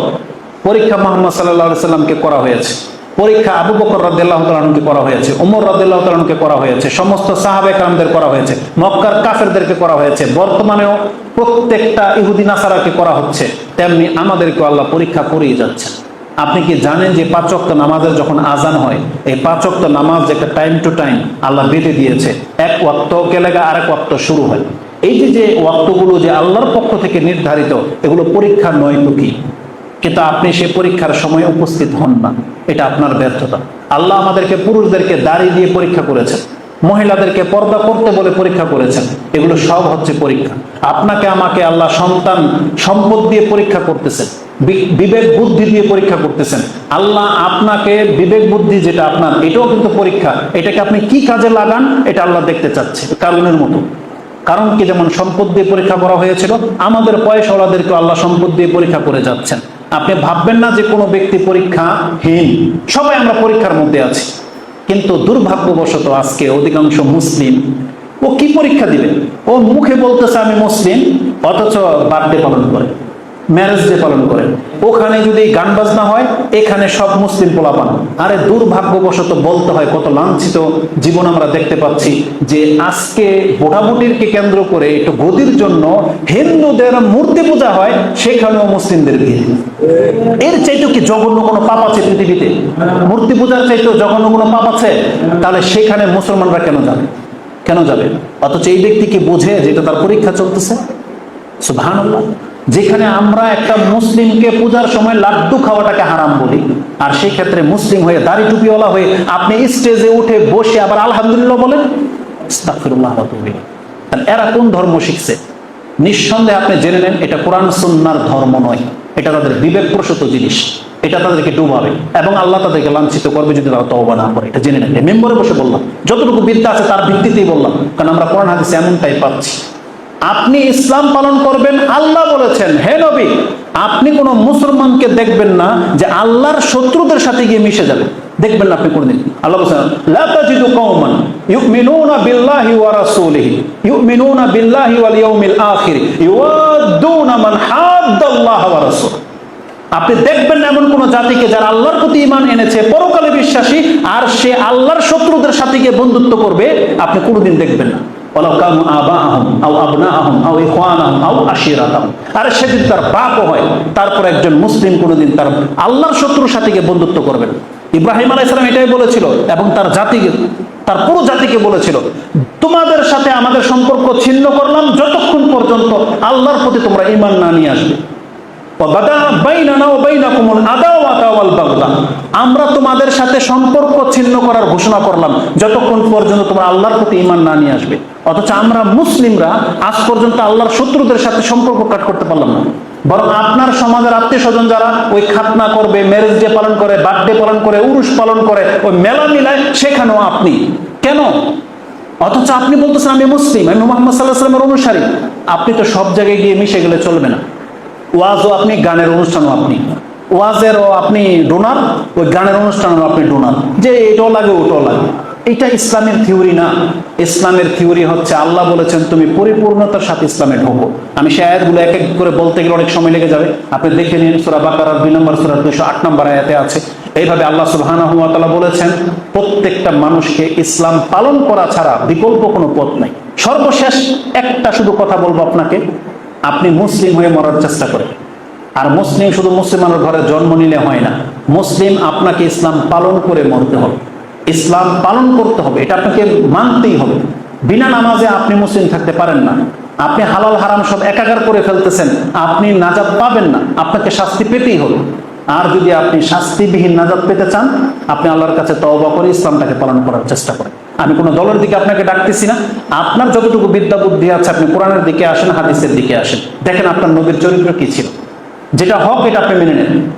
আল্লাহ সুবহানাহু ওয়া তাআলা আমাকে এবং আপনাদেরকে কবুল করুন, আমাদের অপরাধগুলোকে আল্লাহ মাফ করুন।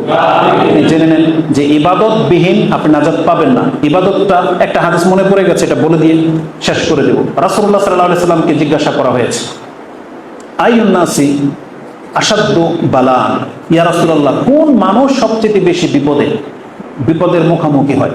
রাসূল বলেছেন আল আনবিয়া, নবীগণ, সুম্মাল ইয়ামসাল সুম্মাল্লাযিনা ইয়ালুনাহুম, নবীদের মর্যাদার কাছাকাছি যারা ওই পর্যায়ে আসতে পারবে তারাও পরীক্ষিত হবে। যেমন নবীদের পরে ছিলেন আবু বকর সিদ্দিক, ওমর, ওসমান, আলী, সাহাবা ইকরাম, তারা সেই কাছাকাছি মর্যাদার ছিলেন।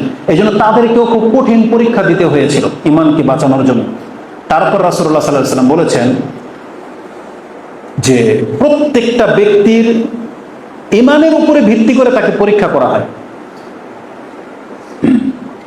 ইউবতালা রাজুলু আলা হাসাবি দীনিহি, প্রত্যেকটা ব্যক্তির দিনদারিত্ব, মানে দিনদারিত্ব তার কতটা যোগ্যতা রাখে ওই হিসাবে তাকে পরীক্ষা করা হয় আল্লাহর পক্ষ থেকে। ফাইন, যদি সে ফি দীনিহি সালাবাতুন জিদা সালাবা, যদি সে তার দিন পালন করার ক্ষেত্রে সে কট্টর হয়, তাহলে তার সমাজেও ইসলামটা তার কঠিন মনে হবে। ওয়াইন সালাবাতুন ওয়াইন, আর যদি সে ফি দীনিহি রিক্কাতুন, যদি হালকা হয়, দিনের ক্ষেত্রে উদাসীন ব্যক্তি হয়, আল্লাহ সুবহানাহু ওয়া তাআলা তার সাথে ওই আচরণই করবেন। কেন বললাম এই কথাটা? আজকে আমাদের সমাজের সবাই মুসলিম, গান বাজনার আওয়াজ শুনলে একজন বিরক্ত হয়, আরেকজনে নাচে, দুজনে কিন্তু মুসলিম। একটা বেপরদা মহিলাকে দেখলে কিছু পোলাপান আস্তাগফিরুল্লাহ বলে, আবার কিছু পোলাপান একবারে চোখই সরাবে না, দুজনে কিন্তু মুসলিম। একটা মহিলা তার বোরকা একটু উঠে গেলে, সরে গেলে লজ্জা পায়, আস্তাগফিরুল্লাহ বলে, আরেকটা মহিলা বোরকাই পরে না, দুইজনই কি মুসলিম? দুইজনই মুসলিম দাবি করতেছে। একজন 5 ওয়াক্ত নামাজি ব্যক্তিও নিজেকে অপরাধী মনে করতেছে যে আমি নাজাত পাবো কি পাবো না, ভয় পায়। আরেকটা বেনামাজি, ওর কোনো পরোয়াই নেই, দুইজনই দাবি করতেছে মুসলিম। আমাদের সমাজে এত কিছু অপরাধ বেড়ে যাচ্ছে, একটা মুসলিমের কষ্ট হয়, আরেকজনের কিছুই ফিল হয় না, যে ওদেরটা ওরা করুক। আপনার সমাজ একটা পার্ক হবে, সেখানে পুরুষ মহিলা একাকার জেনার মতো লিপ্ত হচ্ছে, একটা মোটরসাইকেলের পেছনে একটা যুবক উলঙ্গ মহিলাকে নিয়ে রাইড করে বেড়াচ্ছে, একজনের কষ্ট হচ্ছে, আরেকজনের কিছুই হয় না, অত দুজনেই মুসলিম। কেন হয়েছে এটা? এটাই হচ্ছে নিয়ম। যার দিনের দরদ আছে, যেই ব্যক্তি ইসলামটাকে পালন করতে চায়, তার কষ্ট হবে, এই সমাজ তার কাছে সংকীর্ণ মনে হবে। একজন সিগারেটের গন্ধ সহ্যই করতে পারে না, আরেকজন সিগারেট টানছে, দুইজনই মুসলিম। আপনি বিষয়টাকে বোঝার চেষ্টা করেন। আল্লাহ দুইজনের সাথে কি একই আচরণ করবেন? এই কথাটা আল্লাহ কোরআনে বলে দিয়েছে। সুবহানাল্লাহ, আল্লাহ সুবহানাহু ওয়া তাআলা বলে দিয়েছেন, যেটাই যে তখন বললাম এই আয়াতের মধ্যে আছে, সূরা আনকাবুতের 4 নম্বর আয়াত। আল্লাহ বলছেন, আম হাসিবাল্লাযীনা ইয়ামালুনা সাইয়্যাত, যারা সব সময় পাপ কাজ করো, যারা পাপ কাজ করতেছো, তুমি কি মনে করেছো আইয়াসবিকুনা, তোমরা আগে বেড়ে যাইবা? তার মানে যারা সৎ তাদের চাইতে তোমরা আগে বেড়ে যাইবা জান্নাতে। আল্লাহ বলতেছে, আল্লাহ বলেছেন সাআ মা ইয়াহকুমুন, কত মন্দ তোমার এই সিদ্ধান্ত। তার মানে আমি আজকে বোঝাতে চাচ্ছি ছোট্ট করে, যারা দিন পালন করতেছেন তাদেরকে আপনারা বেকুব মনে করেন না। যারা সুন্দর পুরুষ হওয়া সত্ত্বেও দাঁড়িয়ে রেখেছে, এখনো বিয়ে করে না, দাঁড়িয়ে রেখে নিয়েছে, বাপ মা বলে না তোর এখন দাঁড়িয়ে রাখার বয়স, তো বিয়ে করছ না, এখন তোর কে বিয়ে দিবে, বলে কিনা? অথচ ছেলেটা দাঁড়িয়ে রেখেছে, নামাজে আসে, টাকনার উপর প্যান্ট, মিসকিনের মতো দেখা যায়, হালাল চাকরির জন্য সে হারাম ব্যাংকের চাকরি ছেড়ে দিয়েছে, কত ইউরোপ থেকে চলে আসতেছে, আপনি তাকে তিরস্কার করতেছেন। আপনি জেনে নেন, ধর্মের জন্য যারা যত স্যাক্রিফাইস করবে তার মর্যাদা আর যারা পাপ করে তাদের মর্যাদা এক না। কোরআনে আল্লাহ সুবহানাহু ওয়া তাআলা এই কথাটাকে এত জোরালোভাবে পেশ করেছে, যদি সময় থাকতো তাহলে এক একটা আয়াত আমি আপনাকে দেখাইতাম। আল্লাহ বলছেন, আম হাসিবাল্লাযীনা ইজতারাহুস সাইয়্যাত আম নাজআলুহুম কাল্লাযীনা আমানু ওয়া আমিলুস সালিহাত সাওয়াআন মাহইয়াহুম ওয়া মামাতুহুম সাআ মা ইয়াহকুমুন, যেটা আপনি সূরা জাসিয়া 45 নম্বর সূরার 21 নম্বর আয়াতে পেয়ে যাবেন। আল্লাহ বলেছেন, যারা সব সময় পাপে লিপ্ত তারা এটা কি করে ভাবতে পারে যে আমি মুসলিমদের সাথে, সৎকর্মশীলদের সাথে যেই আচরণ করব তার সাথেও আমি এই একই আচরণ করব, সাওয়ান মাহইয়াহুম ওয়া মামাতুহুম, তার মৃত্যুটাও একই হবে আর তার জীবনটাও একই হবে। তার মানে বোঝা যাচ্ছে আল্লাহ বলতে চাচ্ছেন যে না, পাপীদের মৃত্যু আর সৎকর্মশীলদের মৃত্যু একরকম হয় না, আর পাপীদের জীবন আর সৎকর্মশীলদের জীবন পরকালে এক হবে না। আল্লাহ বলছেন সাআ মা ইয়াহকুমুন, কত মন্দ তোমার এই সিদ্ধান্ত। এই জন্য আমি মুসলিম ভাইদেরকে বলবো, তুমি যে রং তামসার মধ্যে আছো, ইসলামকে ছুঁড়ে ফেলে দিয়ে, এটা তোমার সাকসেস হতা না। তুমি রাসূলুল্লাহ সাল্লাল্লাহু আলাইহি ওয়াসাল্লামের পথ ছেড়ে দিয়ে যাদের পথ ধরে নিয়েছো তাদের সাথে তোমাকে জাহান্নামে যেতে হবে, এটা রাসূলের পথ নয়। তুমি জান্নাতে যেতে হলে রাসূলের পথ ধরে নাও, তুমি হালালের উপরে আসো, হালাল ইনকামের করো, হালাল সম্পর্ক করো, আল্লাহর কাছে মাথা ঠোকাও, এটা প্রত্যেকটা মহিলা পুরুষের উপরে এটা ফরজ দায়িত্ব। ইসলাম পালন করা ছাড়া আমরা কেউ নাজাত পাবো না, আপনি কথাটাকে বিশ্বাস করার চেষ্টা করেন। এটাই কোরআন হাদিসের দাবি। মুসলিমের ঘরে জন্ম হলেই নাজাত পাওয়া যায় না, এটা বলতে গেলে অনেক সময় লেগে যাবে। আমি যতটুকু বলেছি আল্লাহ আমাকে এবং আপনাদেরকে পালন করার তৌফিক দান করুন, আল্লাহকে বোঝার তৌফিক দান করুন, এবং আমাদেরকে প্রকৃত অর্থে যেমন মুসলিম আল্লাহ চেয়েছিলেন ওই রকম মুসলিম হওয়ার আল্লাহ তুমি আমাদেরকে তৌফিক দান করো। আল্লাহ তুমি আজকে আমাদের এই বৈঠকটাকে কবুল করে নাও, আমাদের ভুল ত্রুটিগুলোকে আল্লাহ মাফ করো, এবং আমাদেরকে মুসলিম ভাই ভাই হয়ে বেঁচে থাকার তৌফিক দান করো। যারা এই আয়োজন করেছে আল্লাহ তাদের এই আয়োজনকে তুমি কবুল করো, এবং সমাজের মানুষগুলোকে হিদায়াত জ্ঞান দান করো, তারা যেন কোরআন হাদিস বুঝতে পারে, তারা যেন ফিরতে পারে যে ফিরকাবন্দি ইসলামে নাই, আমরা সবাই মুসলিম ভাই, আমাদেরকে এককভাবে কোরআন হাদিস মানতে হবে। আল্লাহ তুমি আমাকে এবং আমাদের মুসলিম ভাইদেরকে কবুল করো, আমিন ইয়া রাব্বাল আলামিন। সুবহানাকা আল্লাহুম্মা রাব্বানা ওয়া বিহামদিকা আশহাদু আল্লা ইলাহা ইল্লা আনতা আস্তাগফিরুকা ওয়া আতুবু ইলাইক। আসসালামু আলাইকুম ওয়া রাহমাতুল্লাহি ওয়া বারাকাতুহু।